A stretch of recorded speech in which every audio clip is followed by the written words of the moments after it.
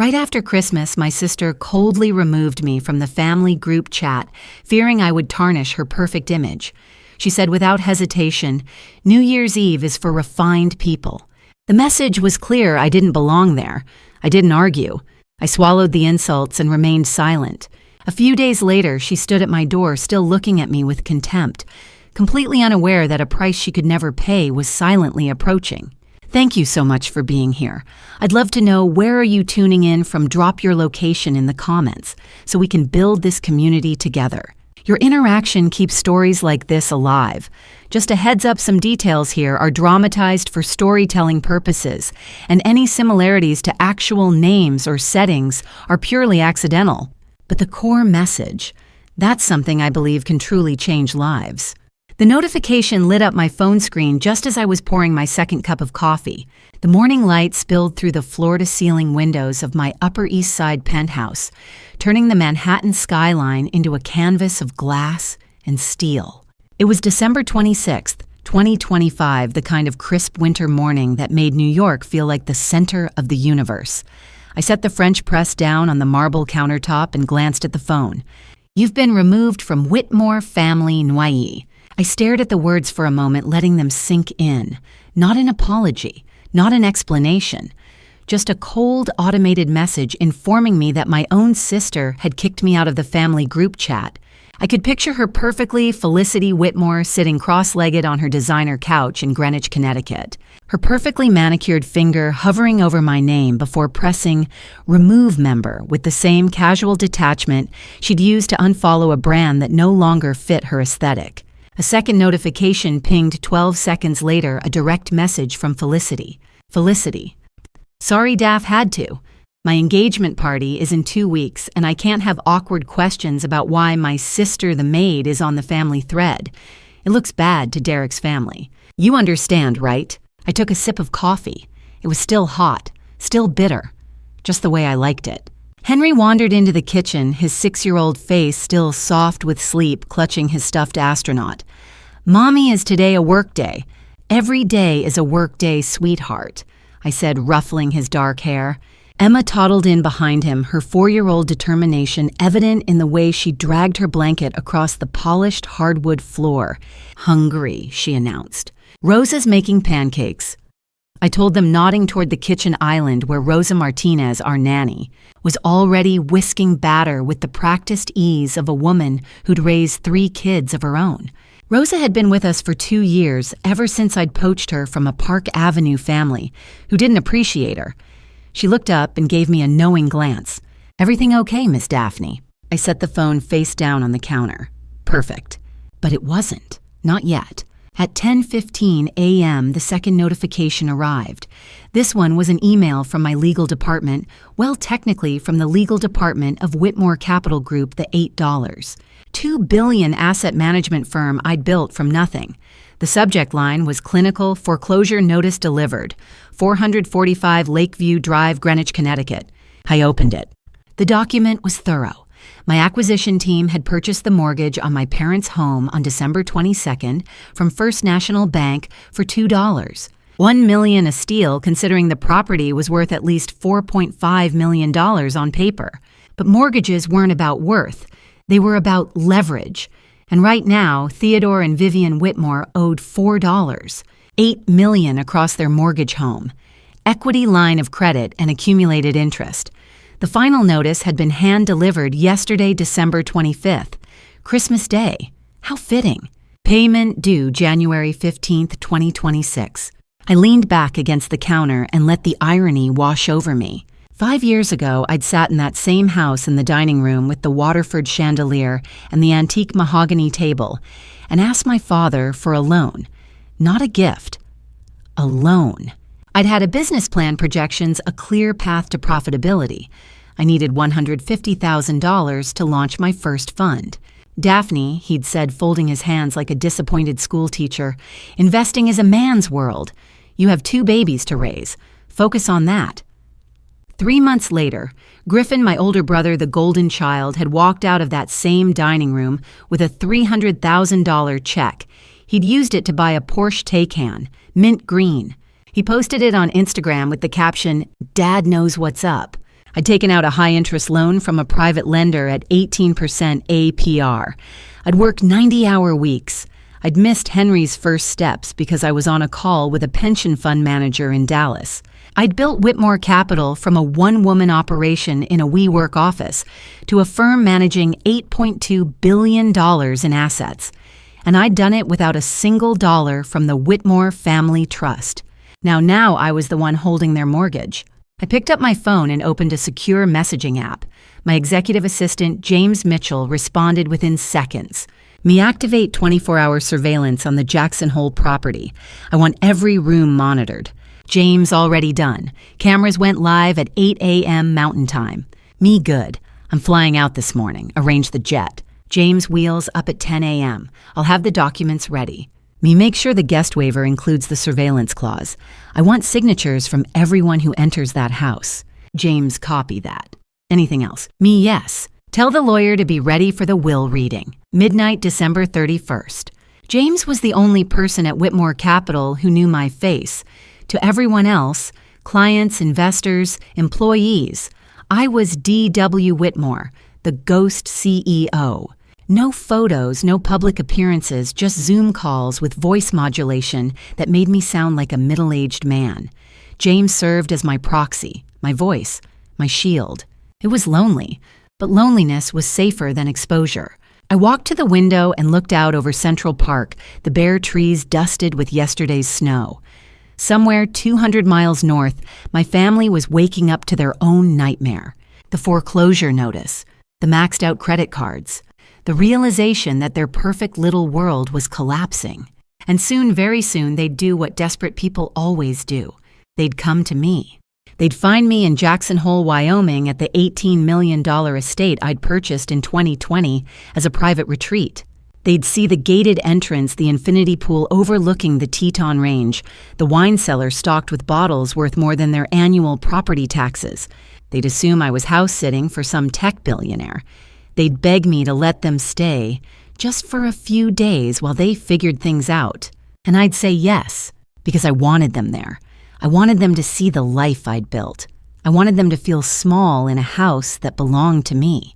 I wanted them to perform their little charade, pretending to be a loving family, pretending I mattered while I documented every lie, every insult, every moment of cruelty. I wanted them to destroy themselves. Rosa, I called over my shoulder. Pack bags for the kids. We're going to Wyoming. Rosa looked up, concern flickering across her face. For how long? A week, maybe less. I smiled. It's going to be a very interesting New Year's Eve. I hit send and set the phone down. Outside, the city hummed with post-Christmas energy. People returning gifts, families nursing hangovers, couples planning New Year's Eve parties. And me, I was planning an execution. What my family didn't know, what they couldn't possibly know, was that the house they were about to beg me for shelter in the mansion they'd use to host their ridiculous gala. The property they'd parade in front of their fake friends belonged to me. Every room, every camera, every consequence. They'd removed me from the family. Now I'd remove them from everything else. The envelope arrived with the morning paper. Theodore Whitmore stood on the brick steps of 445 Lakeview Drive in his bathrobe, staring at the FedEx package in his hands. The return address made his chest tighten.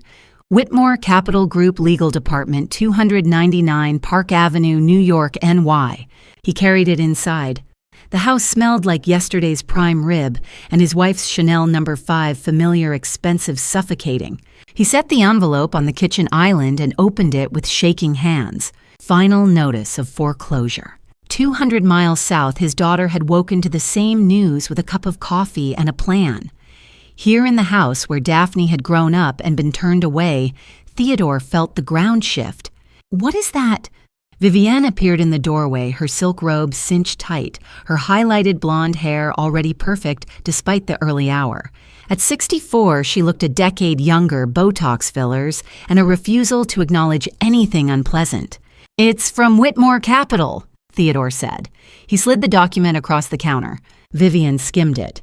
This is a mistake. It's not. We've been making payments. We missed 3 months, and the HELOC is past due. Vivian, we owe $4.8 million. They want it by January 15th. She set the notice down as if it might contaminate her. Then we'll refinance. No one will touch us. I already tried. Then we'll sell something. Like what? Theodore's voice cracked. The cars are leased, the boat's repossessed, the retirement accounts are empty. Vivian's jaw tightened. Don't put this on me. Upstairs, a door slammed. Griffin came down in joggers and a Patagonia hoodie, phone in hand, moving with the false confidence of a man who'd never earned anything. At 40, he still had the frat boy swagger and the Rolex his parents had bought him. What's the crisis? He asked, pouring coffee from the Nespresso machine. Theodore handed him the foreclosure notice. Griffin scanned it and laughed. Who the hell is Whitmore Capital Group? A vulture fund, Theodore said. They bought our mortgage on December 22nd. So, we'll pay them off after New Year's. With what money? Griffin set his coffee down. The inheritance. Grandma Margaret's will. $50 million split 4 ways. We just need to hold on until December 31st. And if we don't get it, we will. The will reading is in 4 days. Footsteps on the stairs. Felicity appeared 32 and still performing the role of golden child. Her Instagram bio read, Wellness Entrepreneur Giselle, Empowerment Coach. But Theodore knew the truth was $250,000 in business loans for a pyramid scheme called the Felicity Method. Why does everyone look like someone died? She asked. We're being foreclosed on, Griffin said flatly. Felicity froze. What? It's temporary, Vivian snapped. We're handling it. How I have $180,000 on credit cards. I can't even pay minimums. Griffin held up a hand. Everybody calm down. I have a plan. Theodore closed his eyes. Griffin's plans had already cost them $1.2 million. We go to Daphne, Griffin said. The room went silent. Absolutely not, Vivian said. Why not? She's in Jackson Hole. I saw her Instagram yesterday, some fancy lodge. She's probably house-sitting. She's a property manager, Vivian said dismissively. She makes $40,000 a year. Griffin pulled up Instagram and turned his phone toward them. The geotag read Jackson Hole, Wyoming. The photo showed a sliver of a living room leather furniture stone fireplace, floor-to-ceiling windows with the Teton Range beyond. That's not a house sit, that's a $10 million property. We asked Daphne to let us stay for a few days, host the family party there, and wait for the will reading. She'll say no, Vivian said. She's our daughter. She won't say no. Theodore felt something twist in his chest. Daughter. They hadn't treated her like one in 5 years. Maybe she didn't see the group chat, Theodore said carefully. Felicity glanced up from her phone, scrolling through her engagement planning Pinterest board. I removed her 3 days ago. My engagement party is in 2 weeks. Derek's family is flying in from Boston. I can't have them asking why our housekeeper is in the Whitmore family chat. She paused, then added, and if we're hosting New Year's Eve with all those people, we definitely can't have Daphne on there. New Year's Eve is for refined people, not her. Griffin nodded approvingly. Good call. She's not family anymore. She's staff. A new voice cut through the tension. He's right. Victoria Monroe stood in the doorway, car keys in hand, designer tote over her shoulder. She was 36, sharply dressed with the calm authority of a corporate litigator. She was also Griffin's girlfriend, though that was clearly ending. Victoria, Griffin said, tell them. Victoria walked to the counter and set down her phone. On the screen was a bank statement. Your joint account, she said to Griffin. You transferred $57,000 to your LLC over the past 2 weeks. Griffin paled. That was for a deal. What deal? Whitmore Properties has no properties, no contracts, no assets. Her voice was ice. You're under SEC investigation. 19 investors filed complaints. Vivian gasped. Griffin? It's a misunderstanding, Griffin said quickly. Victoria pulled up another screenshot. Text messages. You and someone named Amber. December 22nd. You told her you'd leave me after the holidays. Griffin opened his mouth. Closed it. I'm leaving, Victoria said. But before I go, free legal advice. If Daphne lets you stay with her, take it. In 3 weeks, you'll be homeless. She walked out. The front door clicked shut. Theodore looked at his family, his wife who refused to admit failure, his son who'd built a life on lies, his daughter who'd packaged desperation as empowerment. And somewhere, 200 miles west, his other daughter, the one they'd discarded. Griffin broke the silence. "I'll call Southwest. There's a flight this afternoon." Vivian nodded slowly. "Fine. We go to Jackson Hole. We stay 3 days. And when we get the inheritance, we never speak of this again." Theodore said nothing. Because deep down beneath the denial and desperation, he knew the truth. If Daphne let them in, it wouldn't be out of love. It would be because she wanted them to see exactly what they'd lost. I was standing in the great room when my mother's call came through. The afternoon light poured through the floor-to-ceiling windows, turning the Teton Range into a wall of white and granite. I'd arrived in Jackson Hole that morning, landing at the private terminal at 2 p.m. Mountain Time, giving me 3 hours to prepare the estate before my family's desperation forced them to call. The house was exactly as I'd left it 3 months ago, pristine, silent, and mine. My phone buzzed. Vivienne Whitmore, mobile. I let it ring twice before answering. "Daphne, sweetheart." My mother's voice was honey over glass.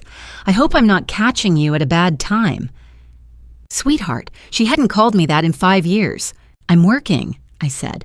"What do you need?" "Well, it's a bit awkward." A pause. "Your father and I are in a bind.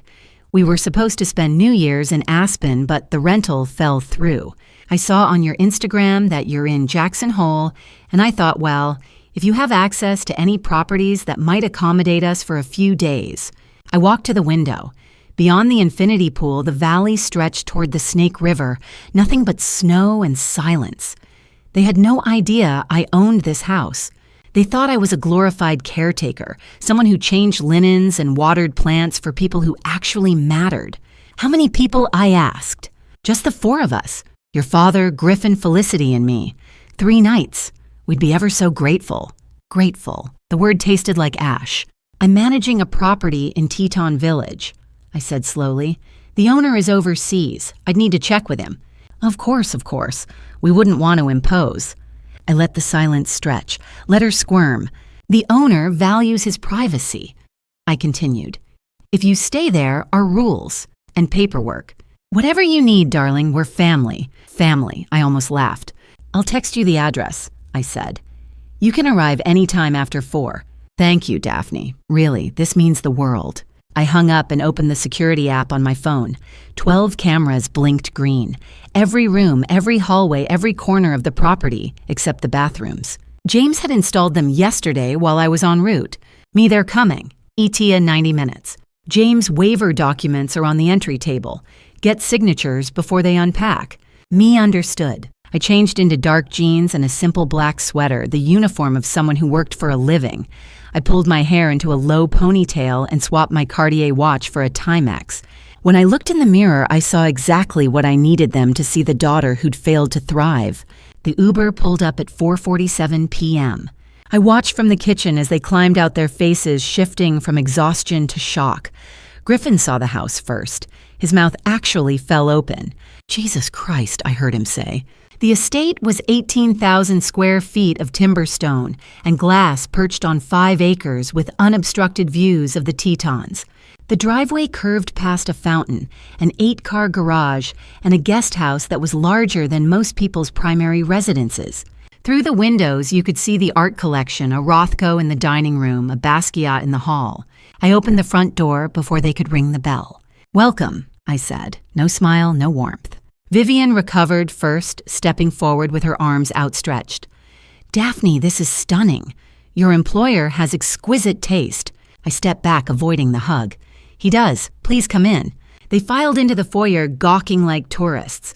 Theodore's eyes moved from the vaulted ceiling to the chandelier to the marble floors.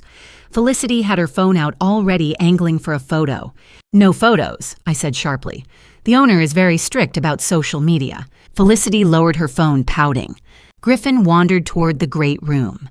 "How much does a place like this cost?" "I'm not at liberty to discuss the owner's finances," I said. "But before you settle in, there's paperwork." I gestured to the entry table where a leather portfolio sat waiting.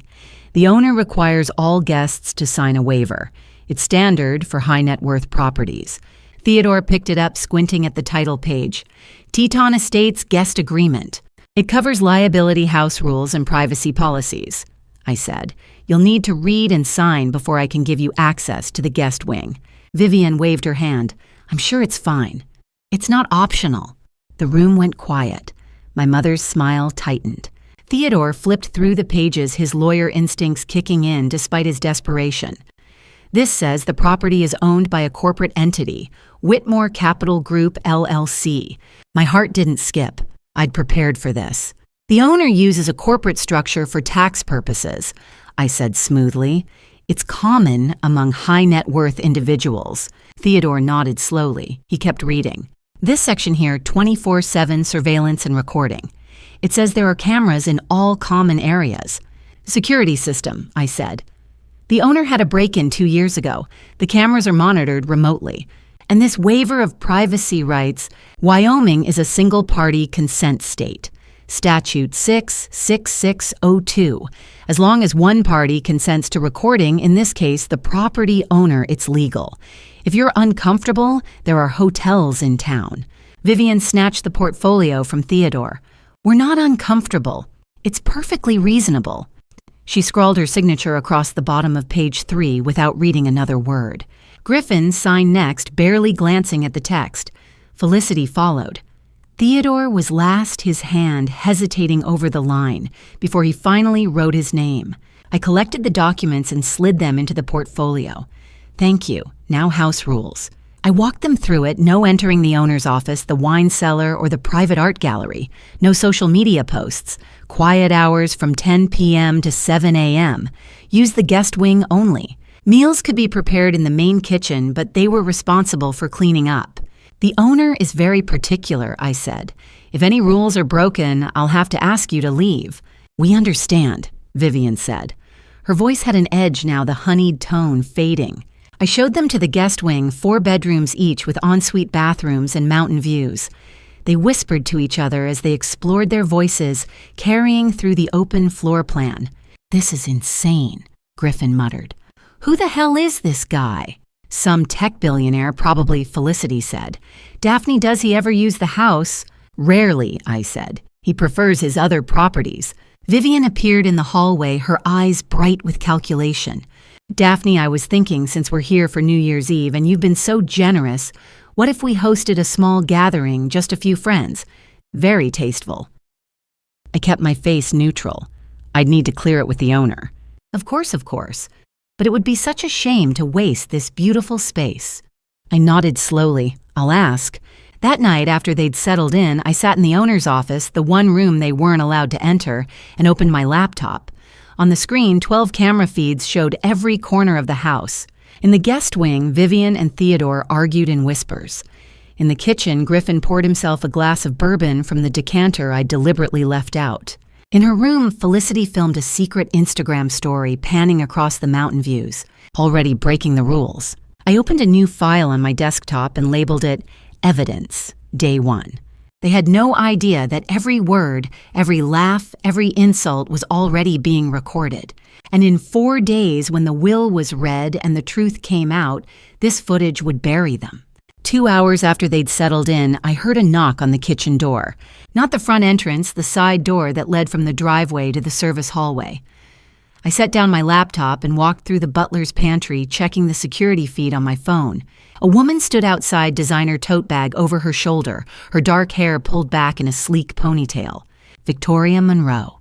I opened the door. She looked exhausted, shadows under her eyes, her wool coat wrinkled from travel. But her posture was still rigid, her jaw set with the kind of determination I recognized in myself. "We need to talk," she said, privately. I stepped aside. She walked past me into the kitchen, her heels clicking against the slate floors. Through the doorway to the great room, I could hear my family laughing, pouring wine, claiming space that didn't belong to them. "How did you get here?" I asked. "I drove. 6 hours from Greenwich." She set her bag on the counter. "I left early this morning, right after they booked their flights. I drove straight through, no stops. I needed to get here before they did anything stupid." "Why?" Victoria pulled out her phone and opened a folder labeled Griffin, Evidence. "Because your brother is going to prison and I need to make sure I don't go with him." She slid the phone across the counter. On the screen was a private investigator's report dated December 20th through 27th. I scanned the executive summary. Subject Griffin Theodore Whitmore, age 40. Findings. 1. Extramarital relationship subject maintains ongoing affair with Amber Reese, 28, bartender at the Glenwood Tavern, Greenwich, Connecticut. Relationship began approximately August 2025. Subject has spent $14,600 on meals, hotels, and gifts using joint account funds without disclosure. 2. Financial fraud subject operates Whitmore Properties, LLC, registered March 2024. Company claims to develop luxury residential properties in Park City, Utah. Investigation confirms 0 properties owned, 0 construction permits, filed 0 legitimate business operations. Subject collected $3.4 million from 19 investors, promising 40% annual returns. Funds deposited to business account withdrawn for personal use. 3. Regulatory Investigation SEC opened informal inquiry December 15, 2025, following complaints from 4 investors. Case escalated to formal investigation December 22, 2025. Estimated charges: securities fraud, federal wire fraud, federal. Potential sentence 10 to 15 years. 4th. Account transfers. Subject transferred $57,000 from joint account Victoria Monroe co-holder to Whitmore Properties, LLC between December 10th and 22nd, 2025. Transfers made in increments of $8,000 to $12,000 to avoid bank reporting thresholds. I looked up. Victoria's expression was stone. "There's more," she said. She pulled up an audio file. I tapped play. Griffin's voice came through slightly muffled, recorded in what sounded like a restaurant. "I'm telling you, Amber, it's almost over. After New Year's, I'll have the inheritance money. $50 million split 4 ways. That's $12 million for me. I'll pay off the investors, break up with Victoria, and we can get a place in Miami. Fresh start." A woman's laugh. "You've been saying that for months. This time it's real. My grandmother's will gets read on the 31st. I just need to hold everything together for 4 more days." Victoria stopped the recording. "He doesn't know the will has conditions. He thinks it's automatic." "It's not," I said quietly. "I know." She pulled out another document, bank statements, showing the $57,000 in transfers, each one labeled business investment. "He stole from me. He lied to me. And if the SEC connects me to his fraud, I lose my law license." I studied her. Victoria Monroe wasn't here out of heartbreak. She was here because Griffin had made her a liability, and she was smart enough to cut her losses. "What do you want?" I asked. "Immunity, documentation proving I had no knowledge of the fraud, a paper trail showing I discovered it, reported it, and cooperated with authorities." She met my eyes. "And compensation for the $57,000 he stole. In exchange for everything I know. Recorded testimony, documentation of his behavior while we're here. I'll wear a wire if you need me to." I walked to the window. Outside, snow had started to fall soft and silent. Griffin was in the great room, probably planning his pitch for the fake New Year's gala. Felicity was filming secret Instagram stories. Vivian was calculating how to turn this house into a stage for her social comeback. And Victoria Monroe, the woman my brother had betrayed, was offering to help me destroy him. "Why come to me?" I asked. "You could go straight to the SEC, because I did my research on the plane." She pulled out a printout corporate filings for the estate. "This property is owned by Whitmore Capital Group, LLC. I looked up the firm.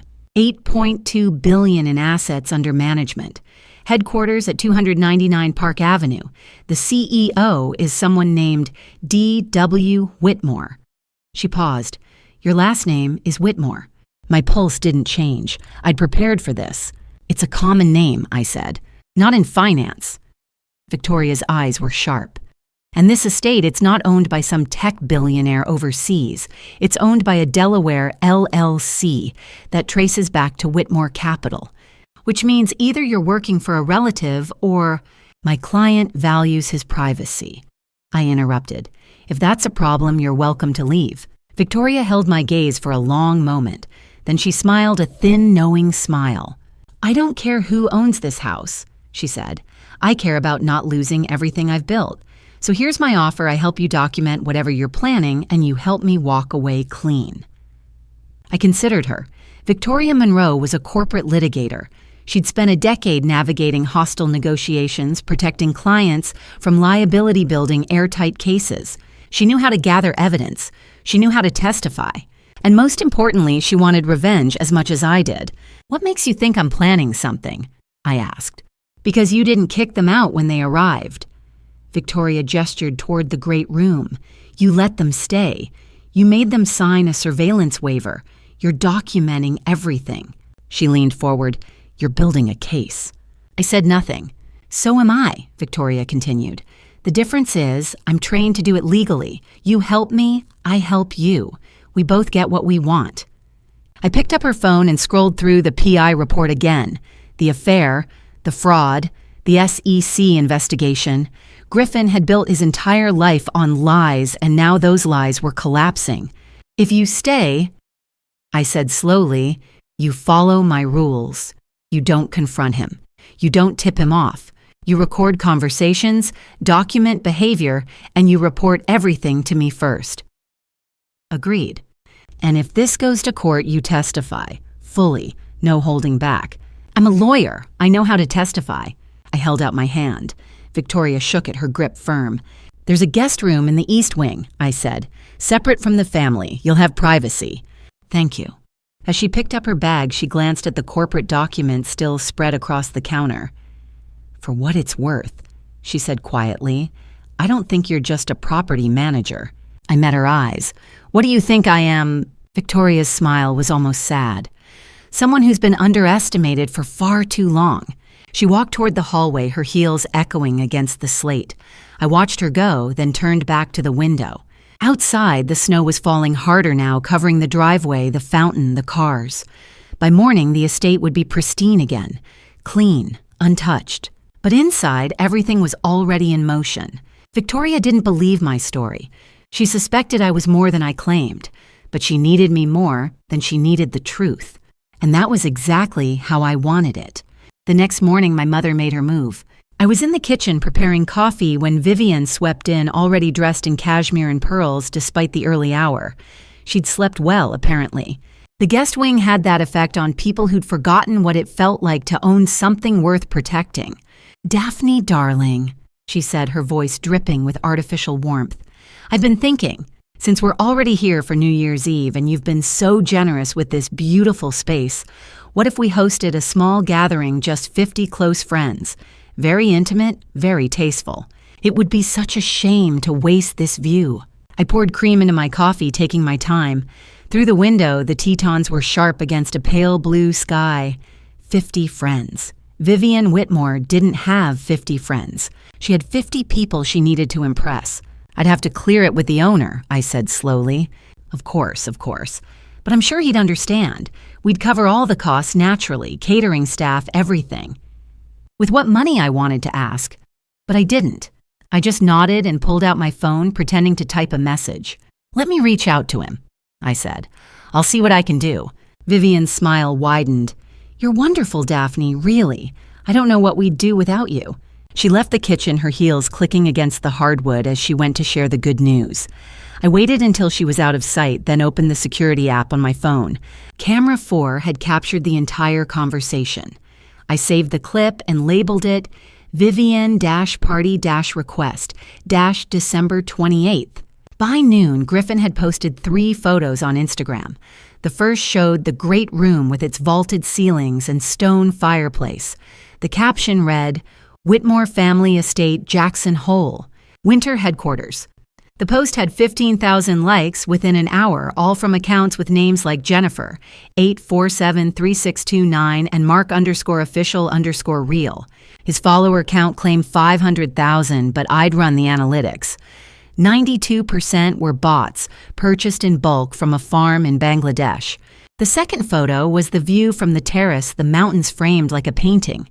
He'd tagged it "Where we spend the holidays, family legacy." Another flood of fake engagement bots commenting, fire and goals and living the dream, bro. The third was a selfie in the wine cellar, Griffin holding a bottle of 1985 Chateau Margaux that was worth $12,000. He hadn't asked permission to go down there. He just walked past the private staff only sign and helped himself. The caption, "When your family's collection is this good, you don't need a sommelier." I screenshotted all 3 posts before he could delete them. Evidence of trespassing, evidence of false claims, evidence of theft. Felicity was worse. She'd filmed a TikTok in the primary guest suite panning across the California king bed, the marble bathroom, the walk-in closet, bigger than most studio apartments. Her voice was breathy, performative New Year's at the family compound, grateful for these moments. Manifestation works, guys. The video had 60,000 views, 340,000 followers, 97% purchased. Her comment section was a wasteland of bots saying queen and inspiring and drop your skincare routine. She posted another in the great room posing by the Rothko, painting her hand, hovering near the canvas without touching it. Old money energy, the caption read. This is what generational wealth looks like. I saved that one too. She had no idea the painting was worth $4.2 million. She had no idea I'd bought it at auction in 2022 with my own money, not a dollar of Whitmore family inheritance. They'd removed me from the family group chat 4 days ago, Felicity, with a flippant text about optics for her engagement party and a pair of sparkle emojis.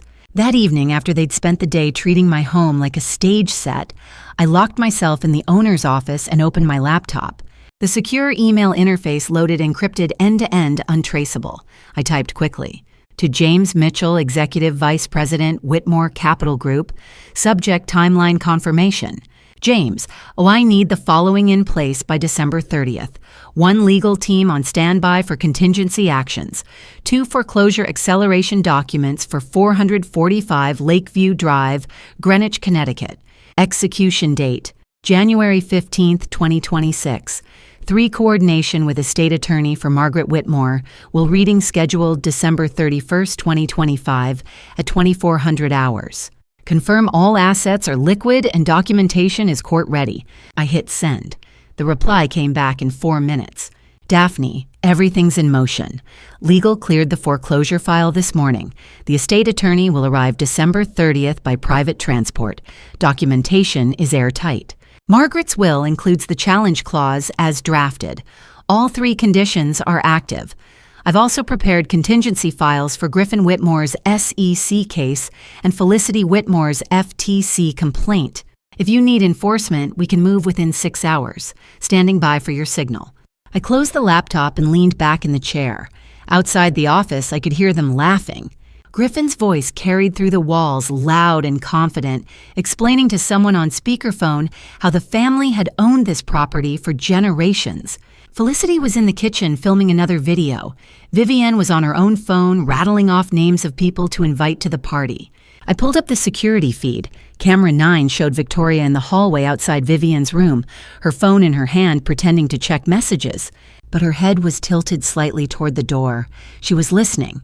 My phone buzzed. A text from Victoria. She just told someone on the phone there will be 120 guests, not 50. She's lying to you. I typed back, I know. Let her lie. The pieces were falling into place. Vivienne wanted a spectacle. Griffin wanted validation. Felicity wanted content. They wanted to use my house, my space, my life as a prop for their delusions. And I was going to let them. Because in 3 days, when the lawyer arrived and the will was read and the truth came crashing down, every lie they'd told would be documented. Every false claim, every trespass, every moment of arrogance captured in high definition. They thought they were planning a party. They had no idea they were planning their own execution. By the time they realized this wasn't a celebration, it would be too late. The guests would be watching. The cameras would be rolling. And the only person walking away would be me. I saved the surveillance files, backed them up to the cloud, and sent a final message to James. Proceed as planned.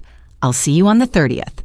Then I walked out of the office, closing the door behind me, and joined my family in the great room. Vivienne was showing Theodore fabric swatches for tablecloths. Griffin was texting his fake investor contacts. Felicity was editing her TikTok captions. They didn't even look up when I entered. Perfect. That afternoon, a silver Audi pulled into the driveway. Sebastian Kane stepped out into the cold Wyoming air, his breath fogging as he surveyed the property. 41 years old, with the kind of lean build that came from early morning runs and skipped lunches, he'd spent 2 decades in private wealth management. He'd closed 9-figure deals and developed an instinct for when something didn't add up. And this place didn't add up. Felicity met him at the door, her smile bright and performative. She'd texted yesterday insisting he drive down from his Jackson Hole hotel to meet the family. He'd agreed partly because she'd been persistent and partly because he was curious. The Whitmores had been vague about their finances, and in his line of work, vagueness was a red flag. "Sebastian, you made it." Felicity kissed his cheek. "Come in. I want you to see where we're hosting New Year's." He followed her through the front door and stopped. The entry hall opened into a great room he estimated at 3,000 square feet. Not 50s construction, this was contemporary architecture, maybe 10 years old. The Rothko on the wall wasn't a print. A Rothko hung on the far wall, the kind of piece that belonged in a gallery. "This is your family's estate?" he asked carefully. "Generations," Felicity said, waving her hand. "My great-grandfather built the original structure in the 50s. Sebastian nodded, saying nothing. His firm, Kane Advisory Group, managed $2 billion in assets for 38 clients. He knew wealth, and he knew the stories people told about it. This house wasn't built in the 50s. The architecture was contemporary, maybe 15 years old, and the art collection suggested someone with serious liquidity, not depleted old money. A woman appeared from the kitchen carrying a tray of coffee cups. Late 30s dark hair pulled back, dressed simply in jeans and a black sweater. She moved with quiet efficiency, setting the tray down without making eye contact. "Daphne, this is my boyfriend, Sebastian Kane," Felicity said. "Sebastian, this is my sister. She manages the property." Daphne looked up briefly. "Welcome." "Coffee." "Thank you." Sebastian accepted a cup, studying her. Something about her posture didn't match the role Felicity had assigned. She didn't move like someone who worked for the family. She moved like someone who owned the space. Felicity dragged him through a tour. Professional-grade kitchen appliances, temperature-controlled wine cellar stocked with bottles he recognized from auction catalogs. When they passed the home office, he noticed a bronze plaque beside the door, "Private. Whitmore Capital Group, LLC." He slowed. "Whitmore Capital Group. Property management company," Felicity said quickly, "handles the estate's operations." Sebastian filed that away. He'd heard of Whitmore Capital. Everyone in finance had. It was one of the most aggressive asset management firms on the East Coast, managing over $8 billion. They weren't a property management company. They were a financial empire. After the tour, Sebastian excused himself and drove back to the Four Seasons. In his suite, he opened his laptop and searched WC Holdings. The results came immediately. WC Holdings was a Delaware LLC, a subsidiary of Whitmore Capital Group, specializing in commercial real estate acquisitions. Its most recent transaction was a $200 million deal with Blackstone Real Estate closing, January 2026. Sebastian's firm was advising on that deal. He was advising on that deal, which meant he was working with Whitmore Capital. He searched again, Whitmore Capital Group CEO. The firm's website was minimal. No executive photos, no press releases. Just one-line leadership. D.W. Whitmore founder and chief executive officer. Assets under management, $8.2 billion US dollars. D.W. Whitmore. He pulled up property records. The estate was purchased in 2020 for $18 million by Whitmore Capital Group, LLC, owner of record D.W. Whitmore, 299 Park Avenue, New York. He searched Daphne Whitmore. Nothing. No LinkedIn, no Forbes mentions, no social media, but the initial matched. D.W. Daphne W. He called his junior analyst. "Eric, I need deep background on Whitmore Capital Group, specifically the CEO D.W. Whitmore. Everything you can find in 2 hours." On it. Sebastian walked to the window. Below Jackson Hole's main street was strung with Christmas lights. Somewhere in the mountains, Felicity's family was preparing for a party in a house they didn't own. His phone buzzed. Boss D.W. Whitmore is a ghost. No public appearances, no photos. But I found a securities filing from 2022. Single member LLC. The member is Daphne Elizabeth Whitmore, age 36 at filing. Current age 38. Same address as the firm. Sebastian closed his eyes. The woman serving coffee is the CEO of an $8 billion fund. If her name is Daphne Elizabeth Whitmore, yeah, and she's one of the most powerful people in American finance. Sebastian ended the call and stood at the window. Daphne Whitmore. The woman in the black sweater pouring coffee, avoiding eye contact, playing the invisible manager. She was the CEO. She owned the house. She owned the firm, buying $200 million worth of real estate in the deal he was advising. Every conversation with WC Holdings, every email, every contract negotiation had been with her, or her proxies. Why was she pretending to be the help? What was she planning? He typed a message to his managing partner, need to delay Blackstone closing, potential conflict of interest. We'll explain Monday. Then he opened a new file, Daphne Whitmore, due diligence. 3 days until New Year's Eve. 3 days to figure out what game she was playing. Because if Daphne Whitmore was running an operation, this complex, this calculated the party her family was planning wasn't a celebration. It was a trap.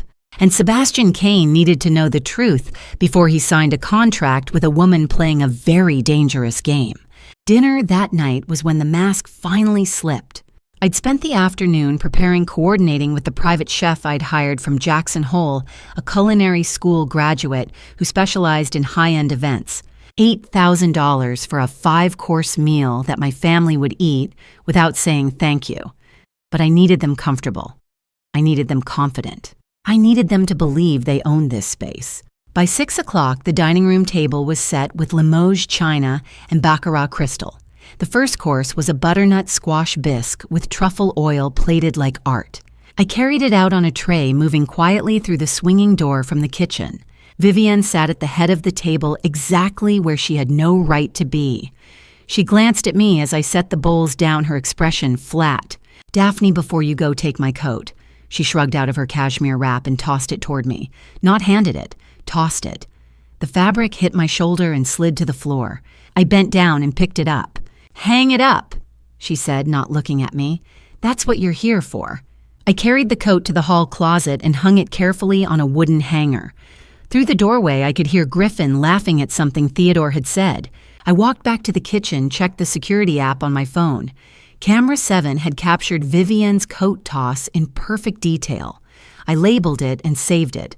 The second course was seared scallops with a citrus reduction. I brought out 4 plates, setting them down without a word. Felicity was filming the food on her phone, angling for the perfect shot. Daphne, stand back a bit, she said, waving her hand. You're in my light. I stepped aside.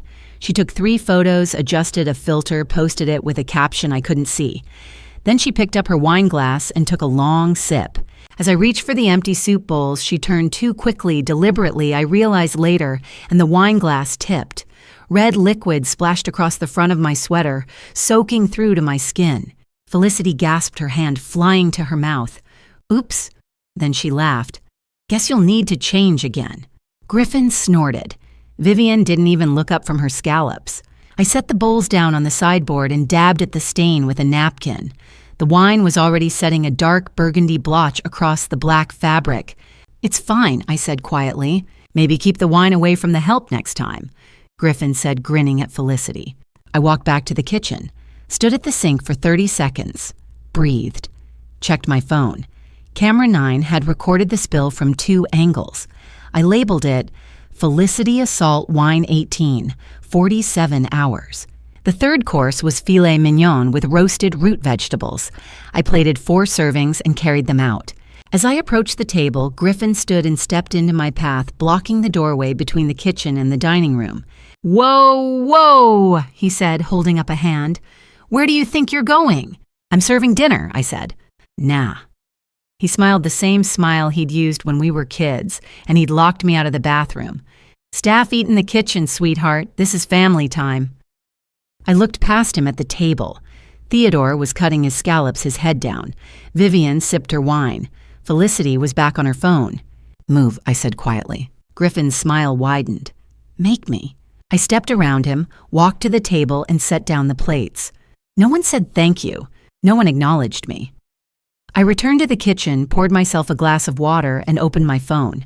Camera 8. Griffin blocking the doorway. I saved it. By the time dessert was served, a dark chocolate torte with raspberry coulis, I'd changed into a clean sweater.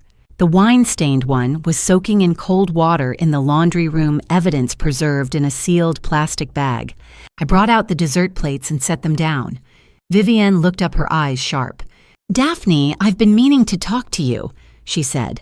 "About the children." I paused. "Henry and Emma?"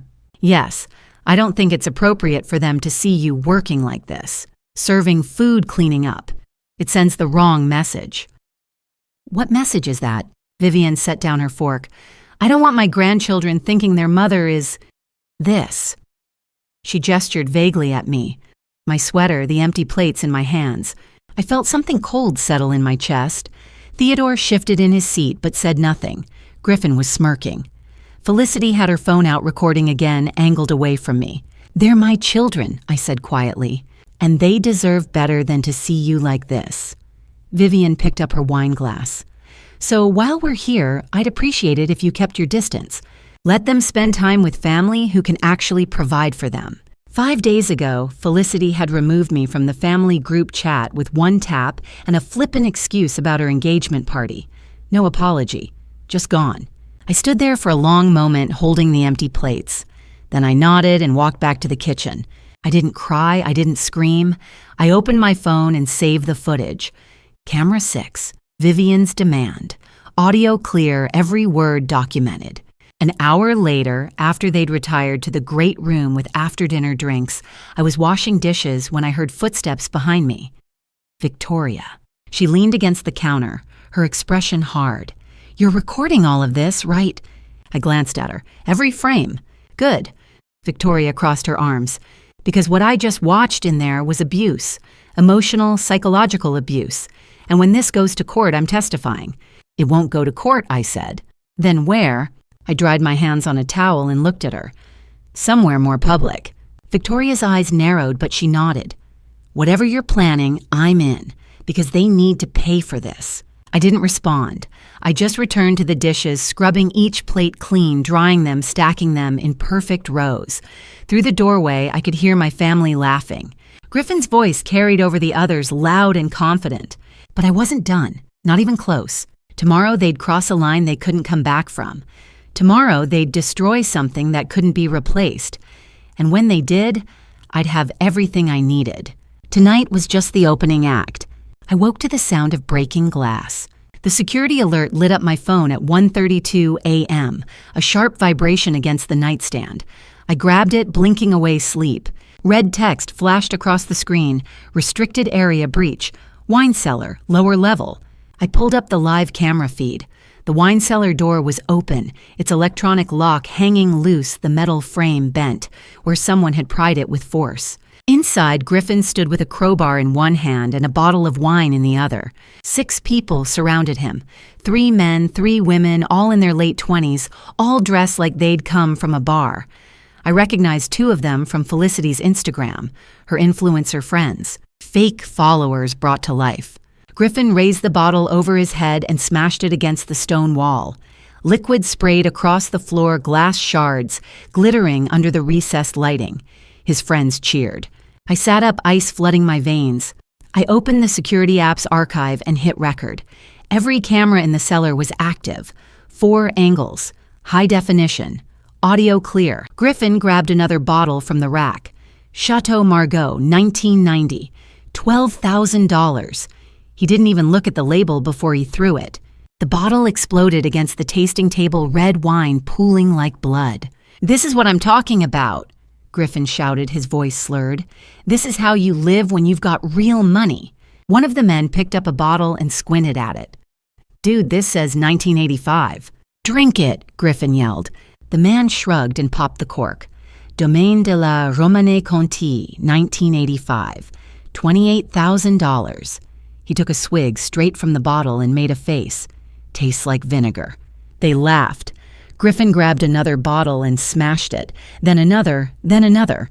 I pulled up my phone and texted Victoria. She'd given me her number after dinner, told me to reach out if anything happened overnight. Me, wine cellar, Griffin, and 6 others. Destroying inventory. Do not intervene. Her response came in seconds. Victoria, what? Why not? Me, let him finish. I need the full scope of damage documented. Victoria, you're insane. Me, I'm thorough. I watched the feed. Griffin was recording on his phone now, panning across the destruction. Broken glass covered the floor. Wine soaked into the wood shelving, dripping onto the stone. He aimed the camera at himself, grinning. Living like kings at the family estate, he said. This is what generational wealth looks like. This is what legacy means. He posted it. I watched the Instagram notification ping. 16,000 likes in under a minute. Bots, all of them inflating his delusion in real time. By 2:15 a.m., they'd destroyed 47 bottles. I'd counted each one, cross-referenced the cellar inventory I kept in a secure file. Chateau Margaux, 1990. Screaming Eagle Cabernet, 2007. Petrus, 1989. Opus 1, 1997. The total damage was climbing past $400,000. At 2:45 a.m., I walked downstairs. The wine cellar door was still open, the bent lock hanging like a broken tooth. Inside, Griffin was slumped against the wall, a half-empty bottle in his hand. His friends had left, probably scared off by the scale of destruction. He looked up when I entered, his eyes glassy. "Oh, look," he slurred. "The help is here to clean up." I walked to the center of the room, glass crunching under my shoes. Wine soaked through the soles, cold and sticky. I looked at the empty racks, the shattered bottles, the walls streaked with red. "You broke the lock," I said calmly. Griffin laughed. "So this is our house. I can go wherever I want." "This isn't your house." "Bullshit. My family's owned this place for—" "Your family owns nothing." I pulled out my phone and took 3 photos. The bent lock, the destroyed inventory. Griffin sitting in a pool of wine and broken glass. "You just committed burglary, theft, and criminal destruction of property." Griffin stood swaying. "You're gonna call the cops on me. Your own brother." "I'm going to inform the owner." He stepped toward me, the bottle still in his hand. "You know what your problem is, Daphne? You've always thought you were better than us. Smarter, more successful." He laughed, a bitter sound. "But look at you. You're a glorified housekeeper, and we're living in a mansion." "You're drunk," I said, "and you're pathetic." He shoved me. Not hard, but enough to make me stumble back against the doorframe. The bottle slipped from his hand and shattered at his feet. I looked at him for a long moment. "You just assaulted me, on camera." Griffin blinked. "What?" I pointed to the ceiling. Camera 12 mounted in the corner, its red recording light blinking steadily. "Security footage, audio and video, I have everything." His face went pale. I turned and walked upstairs, leaving him alone in the wreckage. Victoria was waiting in the kitchen, her laptop open. "I watched the whole thing," she said. "Please tell me you have backups." "Cloud storage, 3 copies." "Every second." She turned the laptop toward me. On the screen was a Wyoming Criminal Code summary, 5 sections highlighted. "Criminal trespass," she said, pointing. Section 63303. He entered a restricted area without permission. That's a misdemeanor, but combined with forced entry, it escalates. "Burglary," she continued. Section 63301. He used a crowbar to break the lock. That's felony burglary. "Theft," she said. Section 63402, $400,000 in destroyed property. Felony theft class 2. Criminal destruction of property, she said. Section 63201, intentional damage exceeding $1,000, another felony. And assault, she finished. Section 62501, he shoved you on camera, with witnesses via the security feed. She looked up at me. This is enough for 3 to 5 years in state prison, minimum. If the prosecutor's aggressive, it could be 10. I nodded slowly. Can we prove intent? He posted it on Instagram. He recorded himself committing crimes and published the evidence. A first-year law student could win this case. I closed the laptop. Good. Victoria leaned back in her chair. You let him do it. You watched him destroy $400,000 worth of wine, and you didn't stop him. I needed the evidence. You're terrifying. I poured myself a glass of water. Downstairs, I could hear Griffin stumbling through the hallway, cursing under his breath. In 36 hours, he'd be standing in a room full of people thinking he was about to inherit $50 million. Instead, he'd be learning that he was facing a decade in prison. Griffin had just handed me a felony case on a silver platter. Now I just needed the world to see it. New Year's Eve morning arrived with fresh snow and fresh lies. By 9 o'clock, the driveway was packed with vehicles. 3 white vans from Jackson Hole Event Company unloaded tables, linens, and cases of champagne. 12 servers in black uniforms assembled in the great room, listening to instructions from a woman with a clipboard. 3 chefs moved through the kitchen, claiming counter space and organizing mise en place. 2 bartenders set up a temporary bar near the windows, polishing glassware until it gleamed. I stood in the doorway and watched Vivian direct the operation like a symphony conductor. She dressed for the role, silk blouse, tailored slacks, her hair blown out to perfection. She moved from room to room, adjusting floral arrangements, critiquing table settings, acting as if she'd planned 100 events in this house. "The champagne tower goes there," she told a server, pointing to the far corner, "and make sure the hors d'oeuvres are passed clockwise. Clockwise. It creates better flow." The server nodded, taking notes. I walked to the kitchen and poured coffee. Through the window, I could see the valet team setting up a station at the end of the driveway. They'd installed portable heaters and a red carpet that cut through the snow like a wound. My phone buzzed, a text from James Mitchell. "James en route, ET of 1500 hours. Document secured." I typed back, "Understood. Use the east entrance." I'd hired the event company myself 3 days ago, using Whitmore Capital's corporate account. Vivian thought she'd arranged everything through some contact of hers, but the invoice had my signature. $58,000 for a single evening, staff food rentals, entertainment. I'd approved every line item, because this wasn't Vivian's party. It was mine. At noon, I found the invitations. Vivian had left a stack of them on the side table in the entryway, ready for guests who'd requested physical copies. I picked one up. The cardstock was heavy, embossed with gold lettering. "The Whitmore Family Foundation cordially invites you to the annual Whitmore New Year's Eve Gala, benefiting arts education in Teton County. December 31st, 2025, 8 o'clock p.m., 2847 Granite Ridge Lane, Teton Village." I stared at it. The Whitmore Family Foundation didn't exist. I'd checked the IRS database that morning. No 501c3 filing, no corporate registration. Vivian had invented an entire charity to justify the event. I pulled up the guest list on my phone. 120 names. CEOs of regional firms, real estate developers, philanthropists who attended every high-profile event in Jackson Hole, people who donated to actual foundations, who sat on actual boards, who valued their reputations. They'd RSVP'd because they thought the Whitmores owned this estate. They thought they were attending a legitimate charity gala. They thought wrong. I overheard 2 servers talking near the bar. "Have you worked Whitmore events before?" one asked. "First time," the other said. "I didn't even know they had property here. Must be old oil money. That's how these East Coast families are, quiet about it." I saved the invitation to my phone and walked upstairs. Felicity had taken over the primary guest suite. A glam squad had arrived at 10, 2 makeup artists, a hairstylist, and a woman with a rolling rack of designer clothes. I passed the open door and saw Felicity in a salon chair, her face half contoured, her hair wrapped in heated rollers. "Make it bold," she was saying. "I need to look like I belong here." The makeup artist nodded, applying another layer of foundation. I checked my phone. The Glam Squad invoice, $2,000. The custom Givenchy gown hanging on the rack, $6,500, charged to a credit card that would be declined within 48 hours. Down the hall, Griffin was on the phone in his room, his voice carrying through the door. "It's a $50 million project," he said. 24 luxury residences in Park City, ski in, ski out, targeting ultra-high net worth buyers, 40% ROI over 18 months. He paused. "Yeah, I'll send you the prospectus next week. Tonight's just about planting seeds." I walked away before I could hear more. At 3 o'clock, James Mitchell arrived.